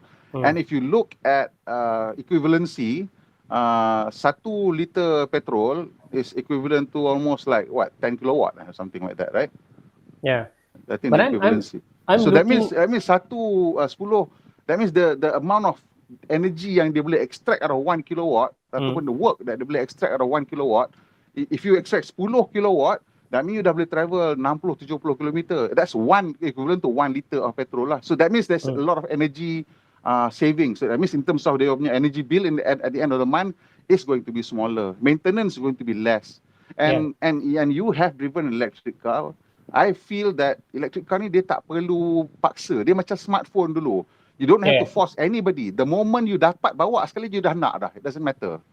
You don't have to convince them about anything else. You tak payah cerita pasal energy saving, tak payah cerita pasal maintenance pun. Dia duduk, dia bawa aja. If everything costs the same, this is a better buy. So this is where I'm looking. I'm looking at the tipping point for mass adoption. Meaning, okay, the Myvi lah kan, kita punya selalu favorite punya comparison. So the electric Myvi that your neighbor lah katakan ada Myvi kan. So there's a electric Myvi comes up kan, harga sama, whatever, cheaper. What does it take for that person to switch to the electric Myvi? Is cost parity enough? Is the range enough or not? Because all that, the technical part semua tu semua, in my view, I agree, tak ada masalah actually. Cost parity even range anxiety pun is not really real experience lah. To me, it'll be the experience lah. You duduk sekali je, you akan nak. To me lah. Because I fell in love dengan EV ni, bukan bawa Tesla. Bukan bawa Polestar. I fell in love with the EV, bawa kereta yang paling ramai orang kutuk. It's not even the Zoe, it was the Nissan Leaf. Okay. I pergi Melaka, kereta tu overheat. Because I didn't know you're not supposed to do fast charging twice in 24 hours in the stupid Nissan Leaf. I didn't know that. Tak boleh, dia overheat. And despite the overheating, I just fell head over heels in love dengan kereta tu pasal it's so quiet and it's, I mean, the refinement level, effortless, the refinement level is a 7 series. You know, why would you want anything else? You just this is what? This is 170,000. This feels like a 300,000 car when you're driving it. You know, so to me, dia macam smartphone. Smartphone you tak payah paksa orang. You bagi dia pegang sekali, dia belik je dia nak. Sama, EV ni pada I, kalau you bagi orang bawa aja dia nak. Habis cerita. So kenapa? Okay lah. Harga, for me now is price lah. Because there's nothing yang affordable yang dah masuk market kita lah. Kan? So and of course the same support punya question lah kan. I mean, charging kat mana, benda semua tu, and yalah. So we have our early adopters now. But destination charger and top up charging tu is still an issue lah. But if you're going to use it, let's say lah, so bila I buat Polestar punya review, I cakap kata, if you only have one car that you boleh beli, then you tak boleh beli EV lagi. Tapi if this is your second car or your third car, you nak pakai kat dalam town sahaja, please buy an EV. Sebab you dah boleh pakai. You drive only 70 to 100 kilometers in one day, and most of these EVs parah-parah pun boleh dapat 200 kilometers driving range, or 170 for the Zoe. Parah-parah pun 170 kilometers for an old Zoe. Pun boleh lagi 150, 170 kilometers. So dah boleh pakai lah. Kalau nak hari-hari you charge kat rumah je. Hari-hari you top up, you cocok you punya charger, you probably might need, kalau at 70 kilometers, you gonna top up maybe 10 to 15 kilowatts. Kat rumah you cocok 2 jam dah settle dah. Kan? Set 2 hours of charging, you tomorrow morning you buka kereta dah penuh balik, jalan lah. Then it's no longer an issue. But if you only one car, memang tak boleh. One car tak boleh lagi until the charging network naik. So that's what I'm watching. I want to see where's the point where yang one car primary, then you know the consumer, okay, yeah, I mean it just doesn't make sense to go ICE. But again, back to the topic pasal policy tu kan, all they need to do is just make ICE less feasible to own. Yeah, I mean, yeah, you yeah. don't actually need to bagi incentivize EV, but you just make it supaya Exactly. susah lah nak ICE kan, Exactly. nak own I ICE. agree. Sebenarnya you tak payah nak susah-susah sangat bagi rebate berpuluh-puluh ribu. Rasanya it's not even necessary. As it is now, kalau harga you boleh beli satu kereta EV at harga bawah 50,000, I rasa ramai orang beli. Because dia orang itu saja, they don't, I mean at the end of the day it's not about the tech apa semua, it's just the money kan, tu saja. Yeah. So And to me, bab conversion of the infrastructure tu, I rasa it requires a little bit of imagination on the part of the OEM lah. Sebab yesterday on GAN punya channel pun saya cakap, kata actually sebenarnya macam ni. Orang kata takkanlah OEM nak kena build the charging network. Kesian lah juga kan. But I say no. But I say if you don't build it, then you are losing out an opportunity. Kalau you jual kereta dulu, you boleh buat duit dengan minyak yang dia beli ke? Tak boleh kan? Well, now you get the chance to make money of the energy that they're going to use on the car that you make for them. Is that not? It's like you getting a chance to have your own petrol station. Every single manufacturer boleh ada your own revenue stream of daily car charging. Yalah, I mean, it's right? the Tesla punya business model. Exactly, that's what it is. Exactly, that's what it is. So that's why I'm saying to you, actually, bila car maker start the imagination, or maybe because they orang punya main hang-up sebenarnya for car company, it's not that they don't know the numbers, but their main hang-up is still on the supply chain. Yeah. The main hang-up is still on the supply chain. That's why bila you tengok Sandy Monroe tear down all the cars, dia tengok, kata, why are you doing it like this? The only explanation is because that's the supply chain. That's how it's been done for years. Exactly. That's what your suppliers have. You don't have any imagination to ask them to. And today I tengok siapa nama tu? Late Break Show. Jimmy. Anyway, they try the iX3. So bila dia buka iX3 tu, tak ada front trunk. I mean it's a big SUV, tak ada front trunk. So dia buka the plastic cover, it was empty under the plastic cover. There's enough room for you to put a small carry-on bag lah, at least to do a Tesla size or a Polestar size front trunk, at least. Tapi dia orang tak letak pun. And the hoses and the cabling dekat bawah tu is so bersepah, it's like they never put any thought into it, because that is space that nobody has claimed and therefore nobody cares. Yeah. So that's down if they had to assigned that space for luggage, then somebody would have to care about the layout. But they didn't. Why? That's organizational cultural issue lah, which yalah. Large corporation jadi macam tu lah kan. So that's why I feel that kalau EV ni the people who will succeed are most likely the newcomers, provided they can survive lah. The punya venture punya survival punya stage tu, then dia orang tak ada baggage. So and they are free to form their own culture kan. So they are looking from a fresh perspective. So kita kena tengok the OEMs ni at the moment, these legacy automakers ni, dia orang song and dance to satisfy the legislators. Dia orang punya betul-betul niat apa benda semua kita tak tahu, itu boardroom level kan. Basically it's money lah. At the end of the day, they're just trying to figure out how to best to answer to their shareholders so they can keep their job lah kan. It's just simply that lah, simply put that lah. But I just feel that if they just have a little bit of imagination, they might be able to even make more money out of EV if they just look at it properly and look at what is actually best for the company. But companies sekarang ni, especially the Japanese, is a bit more difficult than the Europeans, I feel, because a lot of Japanese own their own supplier. That's whereas true. the Europeans, they don't really own their supplier. So if they really want to cut off, it might be just a friend, but they can still cut off. But if you're a Japanese company and you own your supplier, then you need to figure out what you want to make those suppliers do. So Yeah. it's maybe a more difficult process for them lah. The same with the Koreans, but the Koreans seems to not care. Because Hyundai, Kia seems to be, okay, fine, we're going electric. Habis cerita. Kan? So itu yang I nampak lah. So do you think they will spend on the infra tak? I mean charging macam the way Tesla knew from the beginning they have to Okay, here's what I think will happen. So Tesla is finally going to open dia orang punya network to other brands. They cannot open it in the US pasal dia orang pakai proprietary pala charging kan But in Europe, everybody is forced to use CCS2. Right? So now you imagine this. Tesla is going to make even more money out of other people punya cars. Yeah, right? They were there first. Exactly. So now you'll realize Porsche, Volkswagen, whoever will realize that, our cars are going to Tesla and they're charging for electricity at Tesla. What? What? So then say, that's lost opportunity. And also, if you are a Porsche driver or BMW driver or whatever brand driver, and you suddenly realize, bloody hell, if aku pakai Ionity ke, aku pakai siapa ke, the charging rate is slower. If I go to Tesla, my charging rate is faster. Of course, yeah. Right? So what are you going to think? You're going to think, oh, maybe I should buy a Tesla. What will happen? Isn't that a possibility that people will start to convert?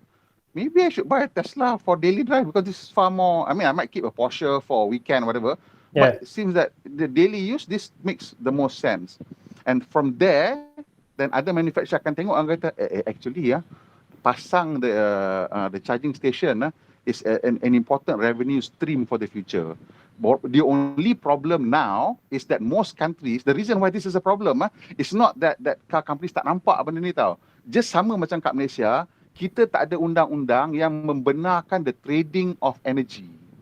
The same dekat Europe, dekat US pun ada isu-isu yang sama macam ni. But I think in Europe it's a bit more open. Once they deregulate the energy market, especially the electricity market, and allows people to start buying and selling of energy, of electricity, then suddenly, macam mana? Yeah, it's a different game. A different ball game already. Right? Yeah. So itu je cerita dia sekarang ni. Apparently, I think big energy companies might be given exemption if they want to install charging station.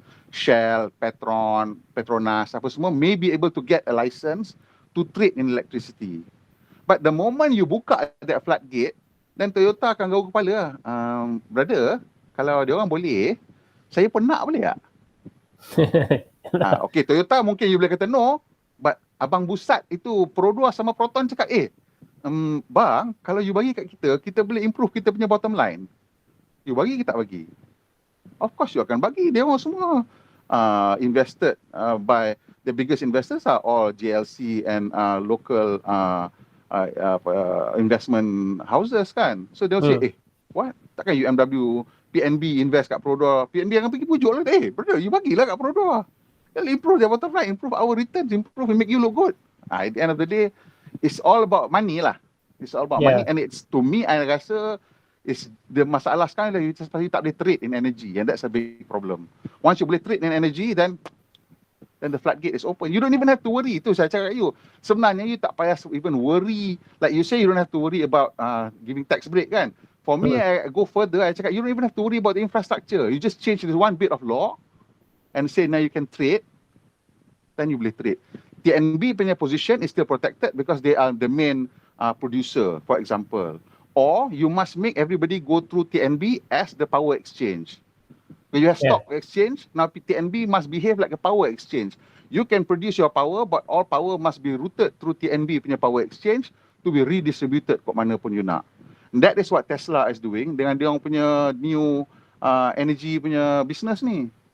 As an exchange. They're starting out in California kan, where you can plug your power wall into the grid and they will tell you bila they need the power and you can say yes or no. They'll tell you what price, for how long they need the power, and they'll give you. They will even do, you know what Tesla will even do? Let's say dia kata California dia punya grid tengah under a lot of stress lah for quite a long time already. So let's say dia kata we expect Friday nights between 8 to 12 there'll be an extra demand. So we are going to suggest that you fill up all your power wall and whatever extra battery capacity that you have, earlier in the day, where there is excess power, pump it all full, and then you later resell at this time. They will even suggest to that kind of suggestion. So that energy trading platform is, I think, will be where you really make money in the future, because then most energy that is traded is not going to be hydrocarbon, it's going to be electric. So it's just that lah. I mean, you change the framework a little bit and show people, then it's... Well, for countries that are open to it, yes. I know that for TNB, they would probably view energy as a security issue. So, I mean, they can say whatever lah. At the end of the day, they might say what do you mean? What do you mean? TNB looks at it as a security issue. Meaning energy is apa ni, is the country's they have to... Well, more so, this is why, okay, when we talk about it like that in terms of strategic terms, so energy is a security issue, why did China convert to solar dengan cepat? For that reason lah. Because they don't have oil. They have to buy all of their energy. In the 1990s, when the WTO started talking about energy, we're talking about climate change and how to make it even more accountable in terms of our energy sources, what did they do? They went and bought as much solar panel production machinery from Germany as is humanly possible to buy from Germany. Habis dia belinya semuanya. Yalah, that's why for countries who are clear about what their long-term goal and roadmap is, it's easier. This is the main issue. You see, even with the car companies, the legacy automaker, they're not clear what is it. You see, for Tesla kan, Elon Musk apa semua, he is crystal clear why they exist, what they're doing. So much so that he can tell his shareholders, Tesla is not about making profits. He actually say that in the shareholder call kan. And everyone agrees because the vision is clear. Yes. Tapi this is why I say the automakers too, they are reactive and responding to the pressures of the legislator. Apa sebenarnya dia punya internally, dia punya, of course, it's bottom line lah. So semua orang dah tengok kat Tesla. To me, Tesla is one company. Yeah. They're good at what they do, blah blah blah blah blah blah blah whatever. But everybody forget to look at China, and China is crystal clear about dia punya energy roadmap. China, and that is what you should be really worried about, because once Tesla can only build so many factories. There are berapa puluh domestic car maker in China, and God knows how many factories suddenly turn everything into EV. They're going to have so much excess capacity, and the Chinese will do what the Chinese do. They will dump everything out into the open market at the lowest possible price, and nobody will be able to compete. Mampus semua orang. Itu je. That's why I say to everybody yang dengar ni semua, kita kena become activists to save the industry, because if we don't do it, they will just come and dump everything on our head, and there's nothing you can do about it. Yeah. They're expected to do that anyway. To US will flood the US market with all the EV products. Definitely, I think so. I think that's what Sandy was so upset about kan. Dia duk kalut. So dia kata that's what will happen, and I'm inclined to believe the same thing. Just as what the Japanese and Koreans did before. So I think it's inevitable, and we'll see it in Malaysia also. I think all the products. Well, but then our government will, I'm sure, try to put some protection again. If they're clear about what they want to do lah. Here's why I say it may not really matter, because Abang Busat nombor 1 sudah kahwin sama China.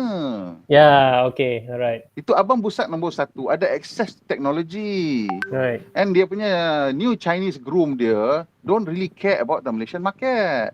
They are here buying Proton because they only want the Tanjung Malian plant, and that Proton license open up the Southeast Asian market. Kan? And Great Wall China, Great Wall Motor sudah beli itu GM punya kilang dekat Rayong. Sekarang sudah mau pasang kereta elektrik. You rasa-rasa Abang Jili tak rasa tergugat ke? Bila Abang Jili cakap, dia kata saya mau masuk kereta elektrik. Tapi sini tak boleh jual bang. Boleh jual kat Thailand ke? Boleh, pasang kerja dekat Tanjung Malian, hantar pergi Thailand. Mampu. Kau tengok tu tak jadi rasa malu, the comment. Kita dah banyak sangat malu sini. Because I think they will just be forced. I think they will just be forced. Their hand will just be forced. You know, say what? They're selling electric cars built here to Thailand and Singapore, and we don't get it. Kita tengok aja. Well, that's our life story in Malaysia, man. Macam So tu lah that's why I kita believe that tengok je. the hand will be forced lah. So it's not like, because kita tak ada produce our own technology. Proton pun dah cakap engine Campro dah habis dah nyawa dia. Aku dah tak boleh buat apa lagi dah engine Campro tu. Overdue dah tu, overdue. Kan. So Sepatutnya yang ada ada pun engine, satu tu je. Itu pun dah habis.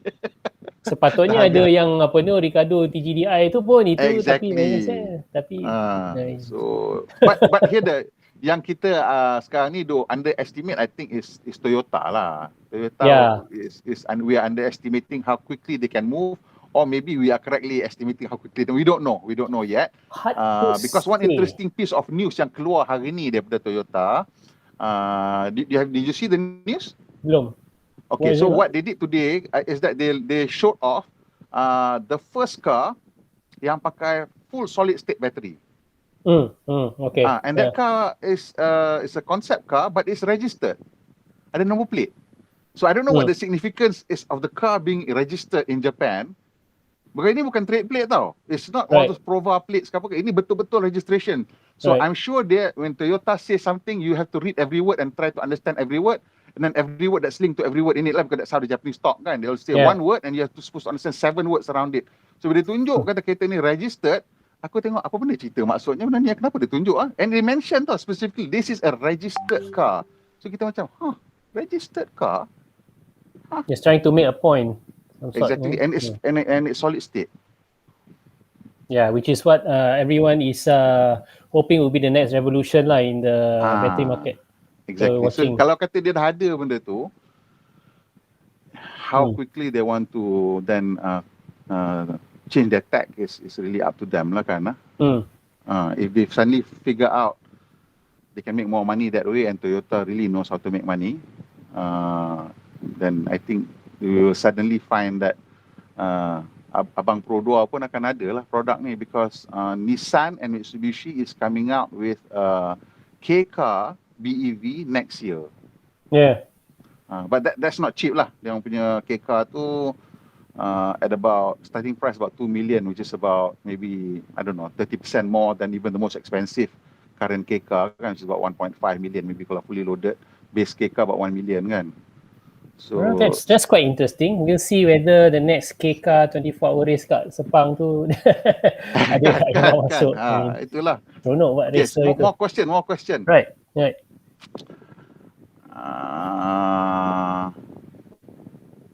Okay, dia tanya ni, Yamaha buat motor elektrik kan, and dia try nak jual. So off the shelf. So what is that development of that kind of motor elektrik yang semua orang boleh beli ni? Is it going to be more modular or not in the future, kereta elektrik ni? Well, semua, I think quite a few companies, Yamaha, Mahler, Bosch ke apa, Continental, semua ada macam produk-produk yang dia orang keluarkan nampak macam off the shelf, macam okay, this is for anyone who wants to, but sebenarnya in reality, and when you contact them, and in some cases I contact, and then it turns out, and then we already know, okay, bila dia orang display macam tu, it's actually just showcase. Calling card lah. Calling card, it's not industrialized yet. Dia orang like gauge the market, tengok ada siapa nak ke apa ke. And actually, there are many options benda macam tu. In fact, kita keep an eye out, because kita bila nak buat projek apa-apa, kita memang ambil yang dari katalog, off the shelf. Kita tak ada nak buat design bespoke sendiri, customize untuk kita, because it's too expensive to do that. So ada banyak option, and Yamaha is not the only one. Semua banyak, ramai these companies ada buat yang special macam ni lah, macam nampak macam it's more for PR value lah, in my opinion. Right.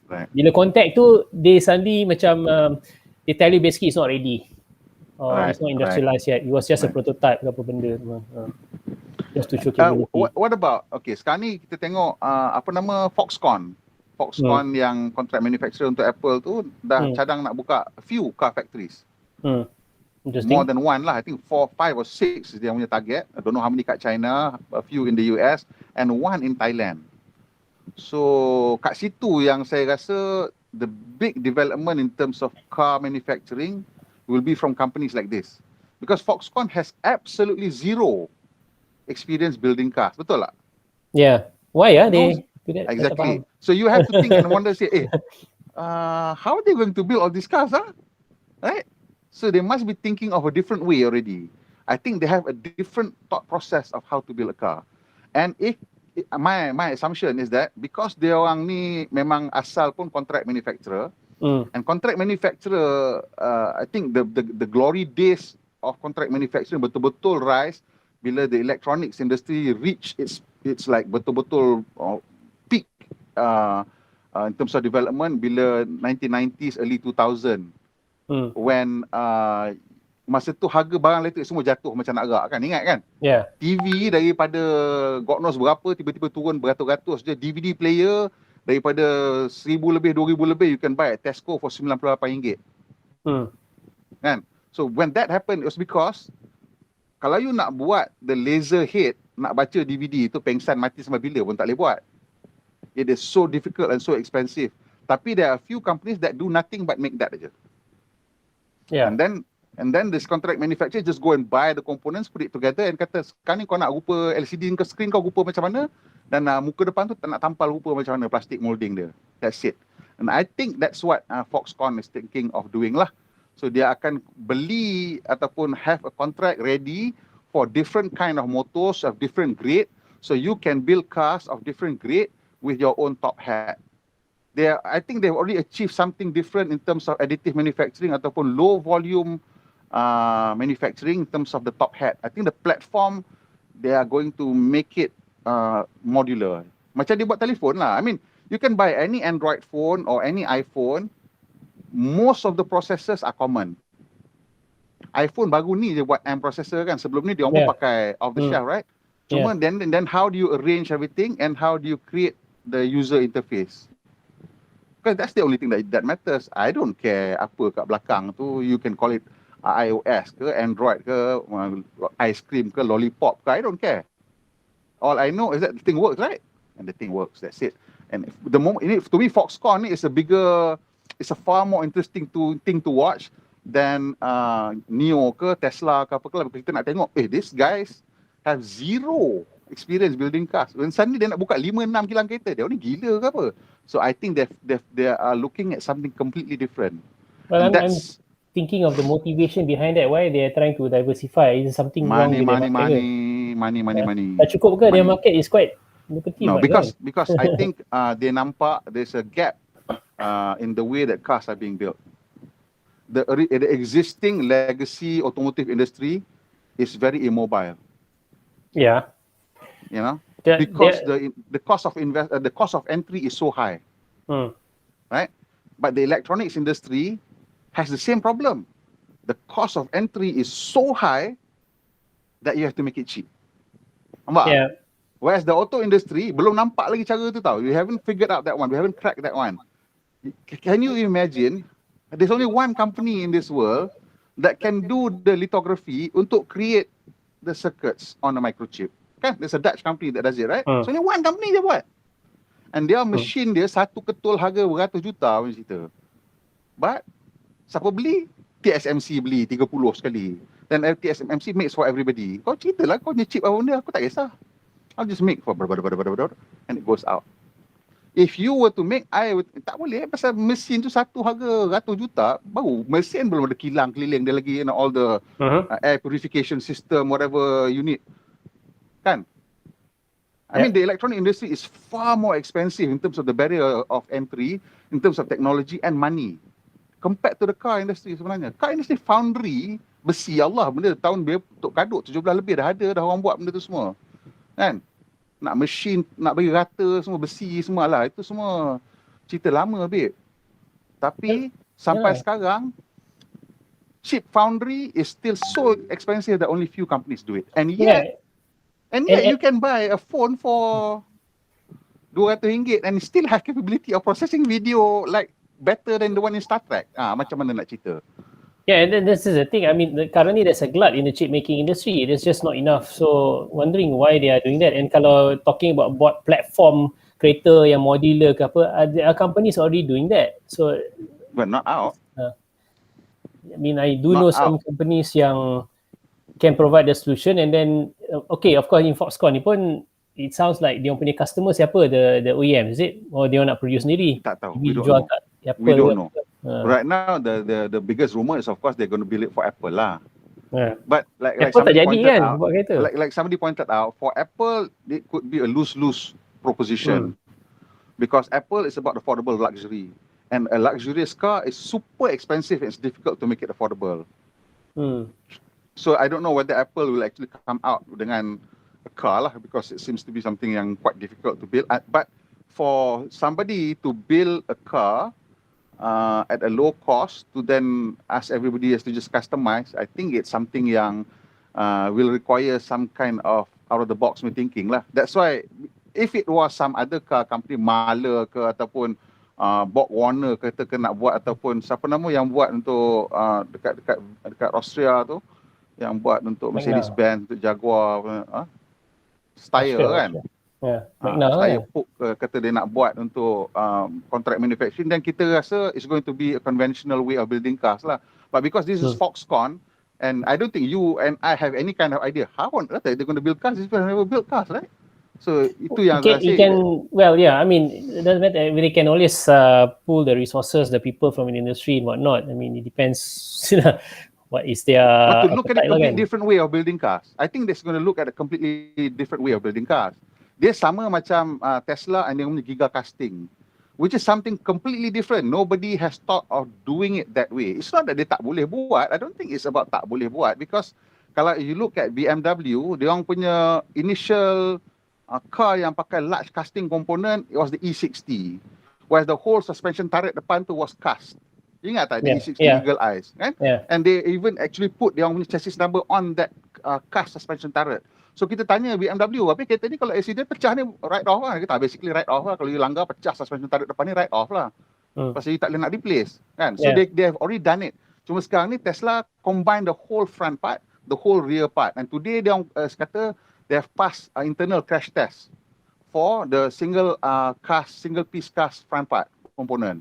Yeah, I'm sure. So bila you buat macam tu, and dia kata you lose for the rear part, you can reduce robots by 60-70 robots. By the front part, you reduce total almost 200 robots.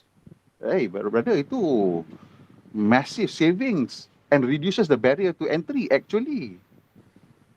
Reduce barrier to entry ke? Robots are expensive. Robots are expensive. The Giga Press also, I mean, for Tesla, it makes a lot of sense for them to do that. I totally agree for them to do that. But I don't agree that BMW is not aware ke apa ke. It's just I didn't say not aware. That's why I say it's not about that they're not aware, but because they already have people doing certain things, therefore they cannot just change, because they already have stamping machine, berpuluh-puluh stamping machine. Nak buang ke mana? They already invested, and their capex investment takes more than a decade to amortize. So if you're building a new car factory and you think this not only takes less space, because nak beli tanah pun mahal cost, right?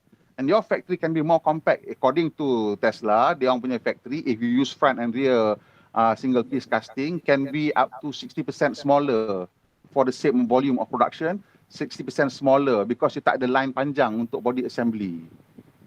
So that alone is some kind of new economics yang kita tak realise, because they have no hang-ups and therefore they can just, I don't care.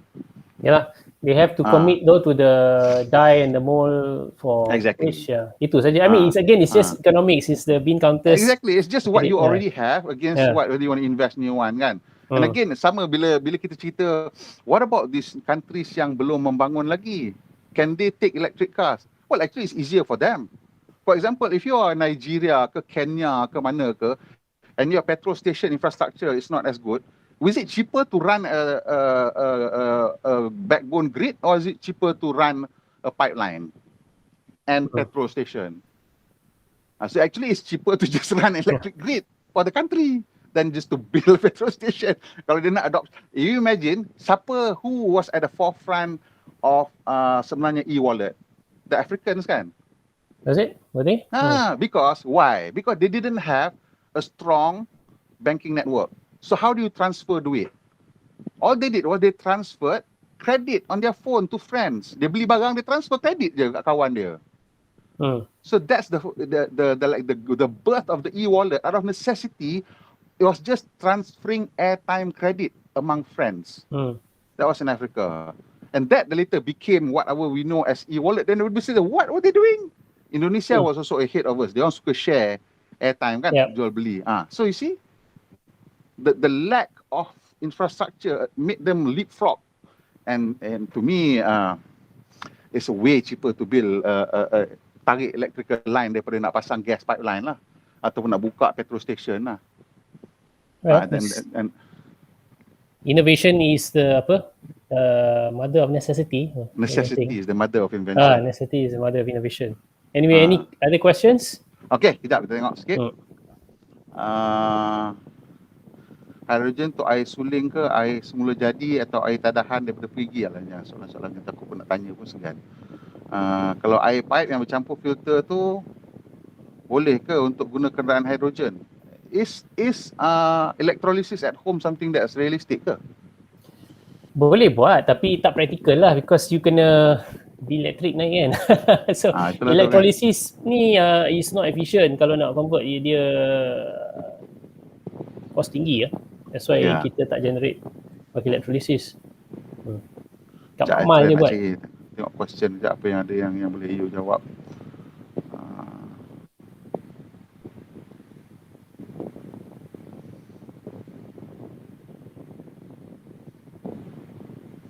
In the meantime, maybe you boleh cerita sikit tentang the F1 rule change for 2022. Ramai je kawan-kawan kita nak tahu ni. Alamak, saya kaki lemah lah. Okay lah, walaupun okay, I mean ni yang kelakarnya. Walaupun saya memang pernah kerja dalam Formula 1, tapi saya tak follow Formula 1. I see. Saya more follow endurance racing. Endurance racing saya ikut dengan rapat.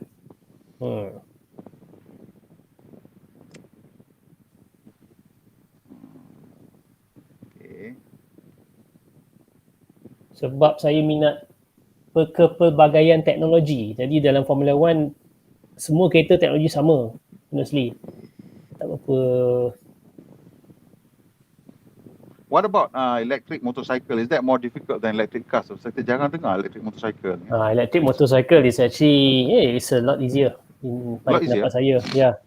Ni saya pernah hujahkan lah kepada tahu Adian kan, MSF macam pernah lah kita bincang-bincang and then fikir apa yang kita boleh buat untuk membangunkan teknologi kat sini dan mungkin buat satu kategori racing baru di mana kita cuba race electric car, mungkin setiap pasukan tu perlu partner dengan universiti.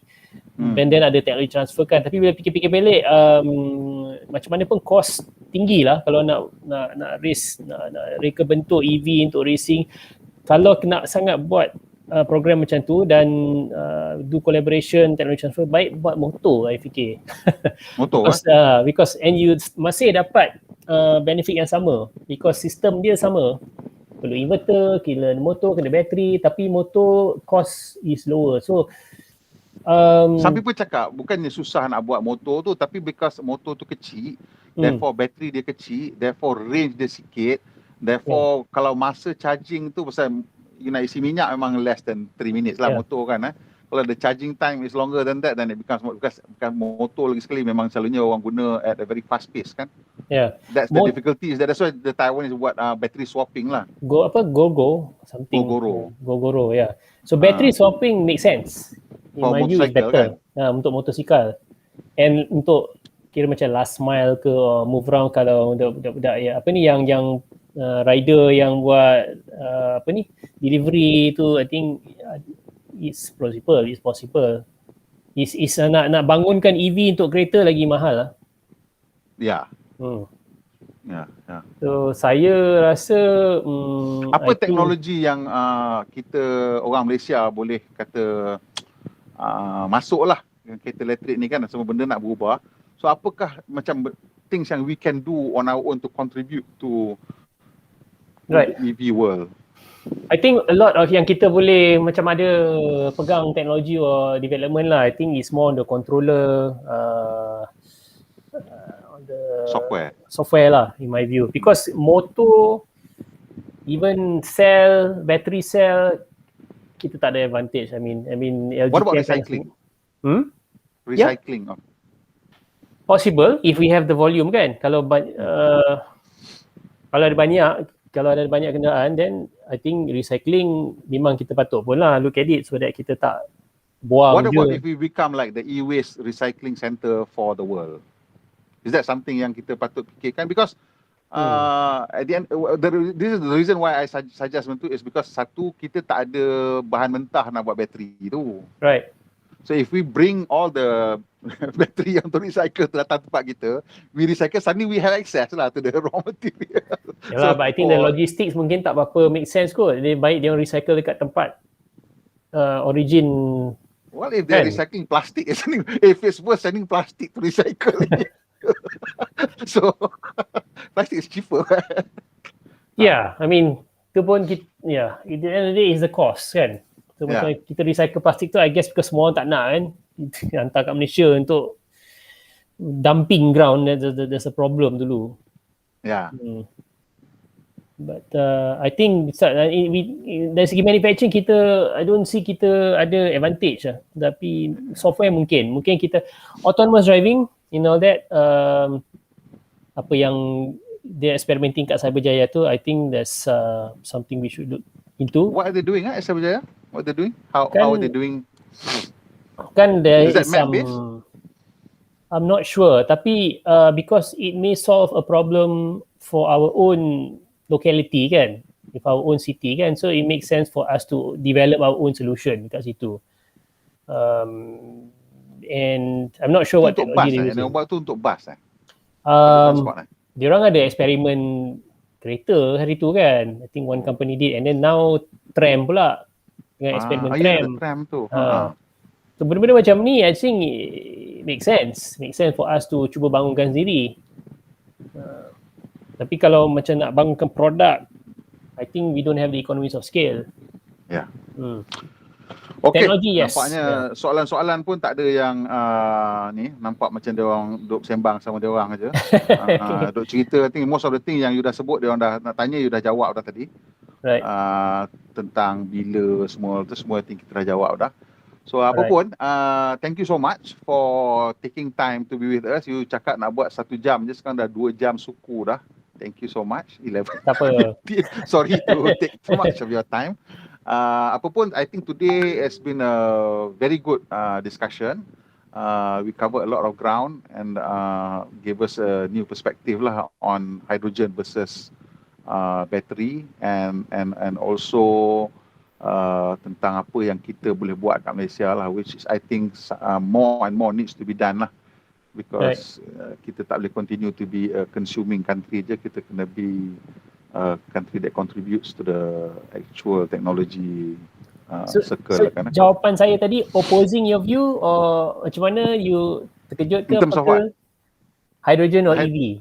Hydrogen tu to me memang dia punya I think untuk hydrogen the use case would be for like remote communities, maybe. You know, Sarawak. Well, Sarawak is a very unique place because they just have access to electricity that they don't know what to do with. You know, so okay lah. If you can just use that for free, convert to hydrogen, then alhamdulillah pakai lah. Not only that, tapi dia punya location kan jauh, so the hydrogen becomes a portable energy storage in that sense. Yes. Because they're using, they're using diesel or whatever it is right now lah as genset kan. So still, whether to me kalau nak betul-betul kau tarik aje lah line pergi ke kampung tu lagi senang cerita lah kan. But if you do not want to invest on the grid, then certainly hydrogen is one way to go forward lah kan. But untuk long term, untuk long distance trucks, maybe that could be something yang make sense lah. Yeah.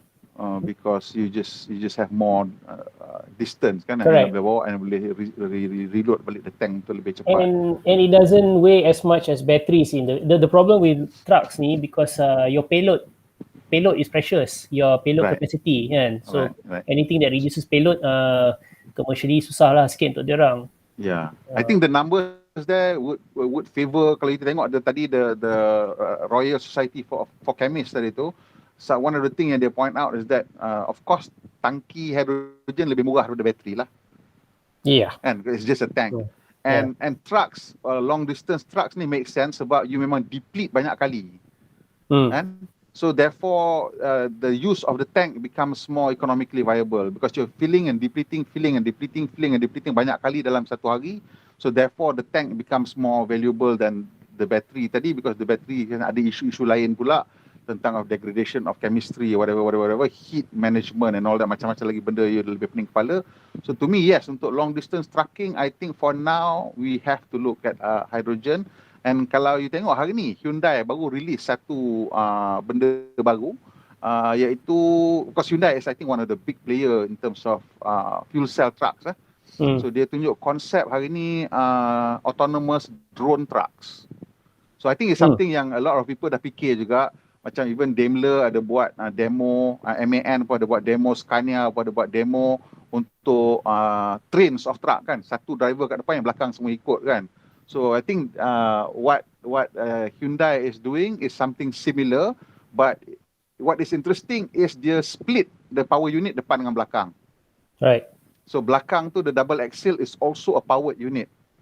And then you have powered and steered lah. So that means you boleh bawa, tadi dia tunjuk tu nampak macam total 60 kaki, which is what is that? The like maximum length untuk lori kat Malaysia ni, campur dengan 40 kaki, campur dengan kepala, dah berapa? Dekat 60 juga kan Yeah. So I think dia boleh bawa 3 20-foot containers on these two platforms, and because depan belakang bogie steerable, that means dia boleh masuk dekat roundabout semua in much tighter fashion lah. And so if they then figure out how to do this and in a train, and then it becomes even more valuable lah, because basically trucking ni dia punya biggest concern dia ialah yang the reason why dia tak boleh nak compete 100% dengan kereta api is because of the driver cost lah. Right. And train satu kepala, dua driver atau dua engineer kan tarik 50 gerabak sekali jalan kan. So I think benda-benda macam tu will make hydrogen fuel cell far more appealing. If for nothing else other than the fact that it also clean lah kan. So diesel pun dah quite good these days, but I think that's where it will have a role to play. And of course, I think somebody told me Japan suka sangat hydrogen sebab dia banyak earthquake. So for situations like that, hydrogen fuel cell is a really good alternative power source. Also, in general, the attraction of hydrogen is the energy density. It's 3 times more than gasoline. So the promise is you got more energy per pound per mass. So itu yang, but the challenge is actually to extract lah effectively, efficiently, all that. So that is the lure of the engineering side of it. Kenapa nak sangat hydrogen? Dia banyak energy, which is true. But the extraction cost tu needs to figure out lah kan. Itu still expensive and not energy efficient. So once they crack that, then but I just have a feeling that we'll probably crack fusion before we crack that you know.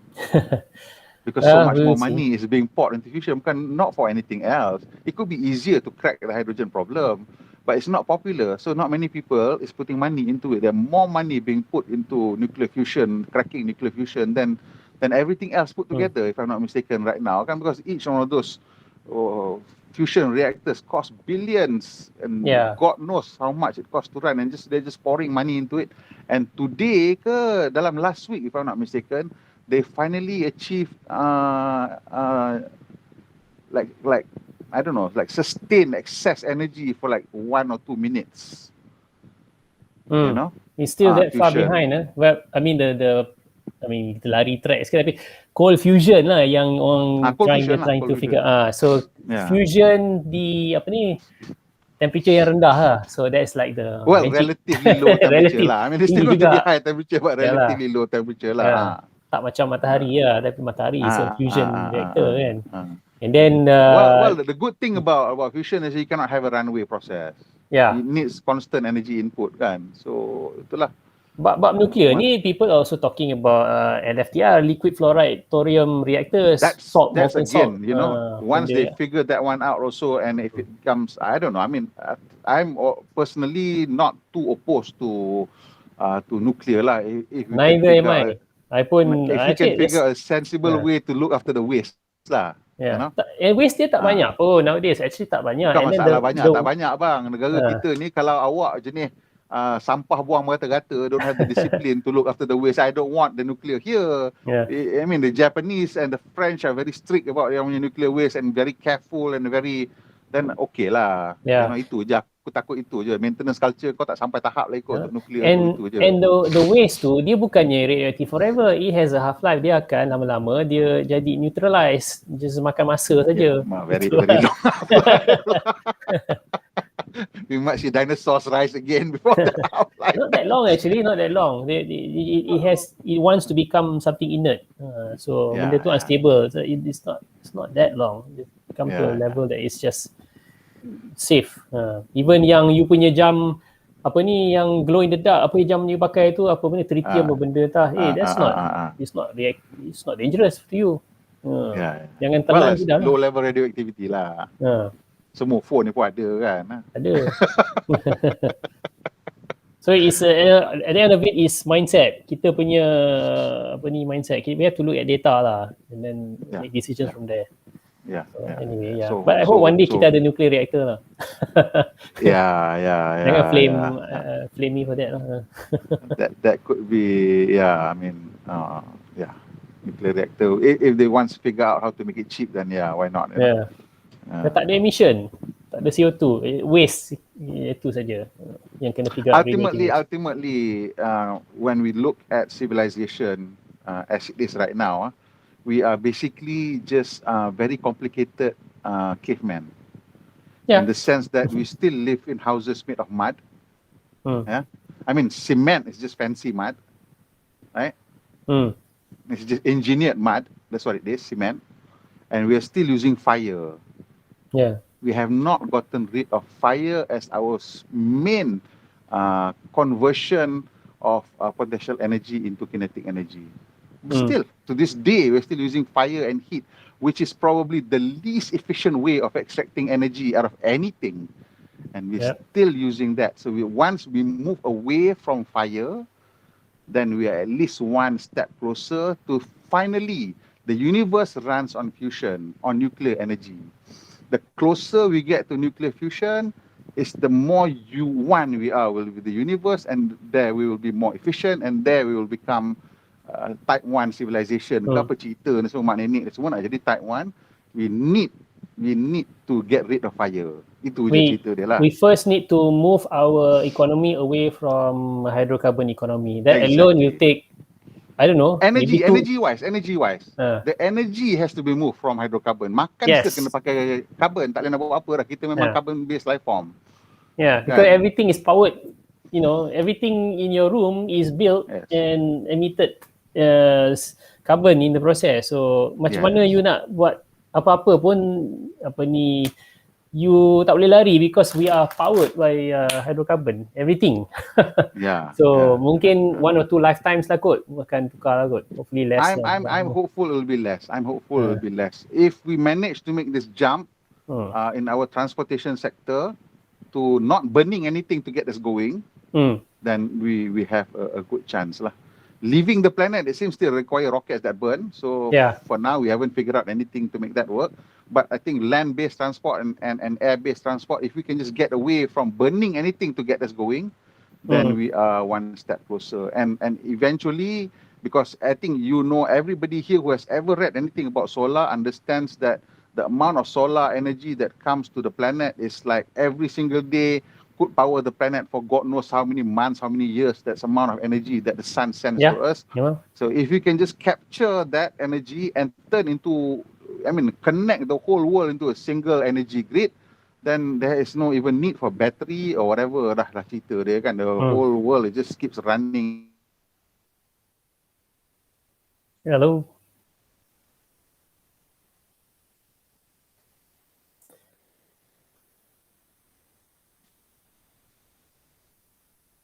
Hello.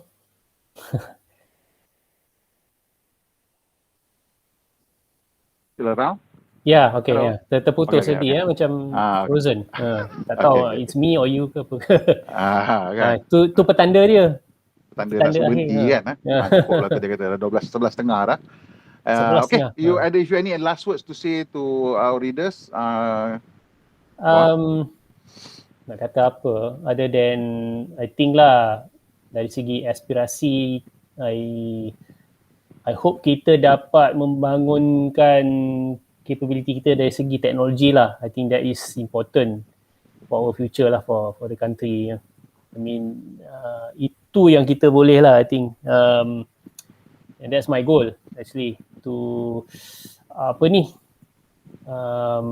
to turn us into a technology producer punya nation compared to just technology buyer or consumption saja.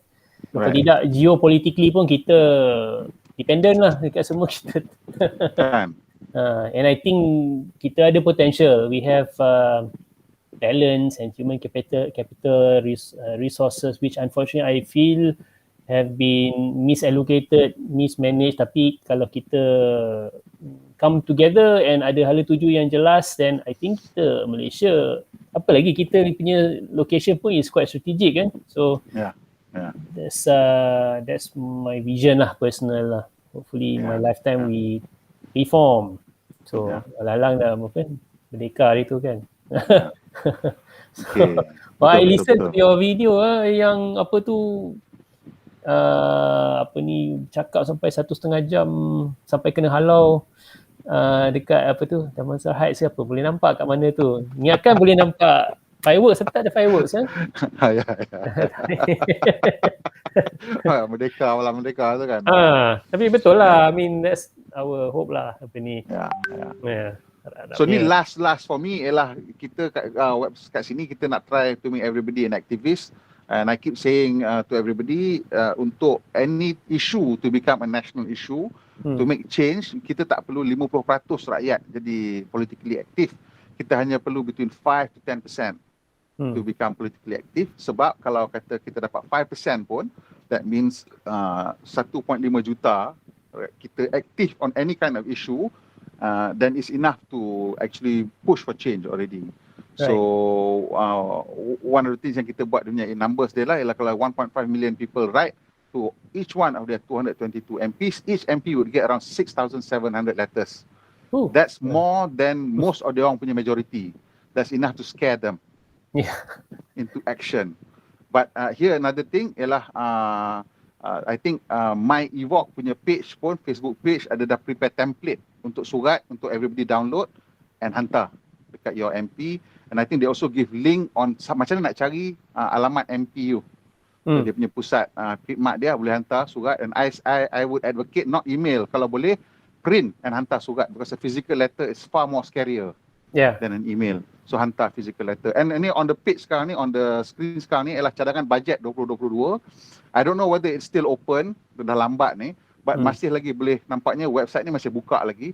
So everybody boleh masuk situ dan hantarkan cadangan. Saya dah masukkan saya punya cadangan, letak awak punya cadangan, dan dia boleh hantar berkali-kali pasal dia tak minta nombor IC ke apa benda ke.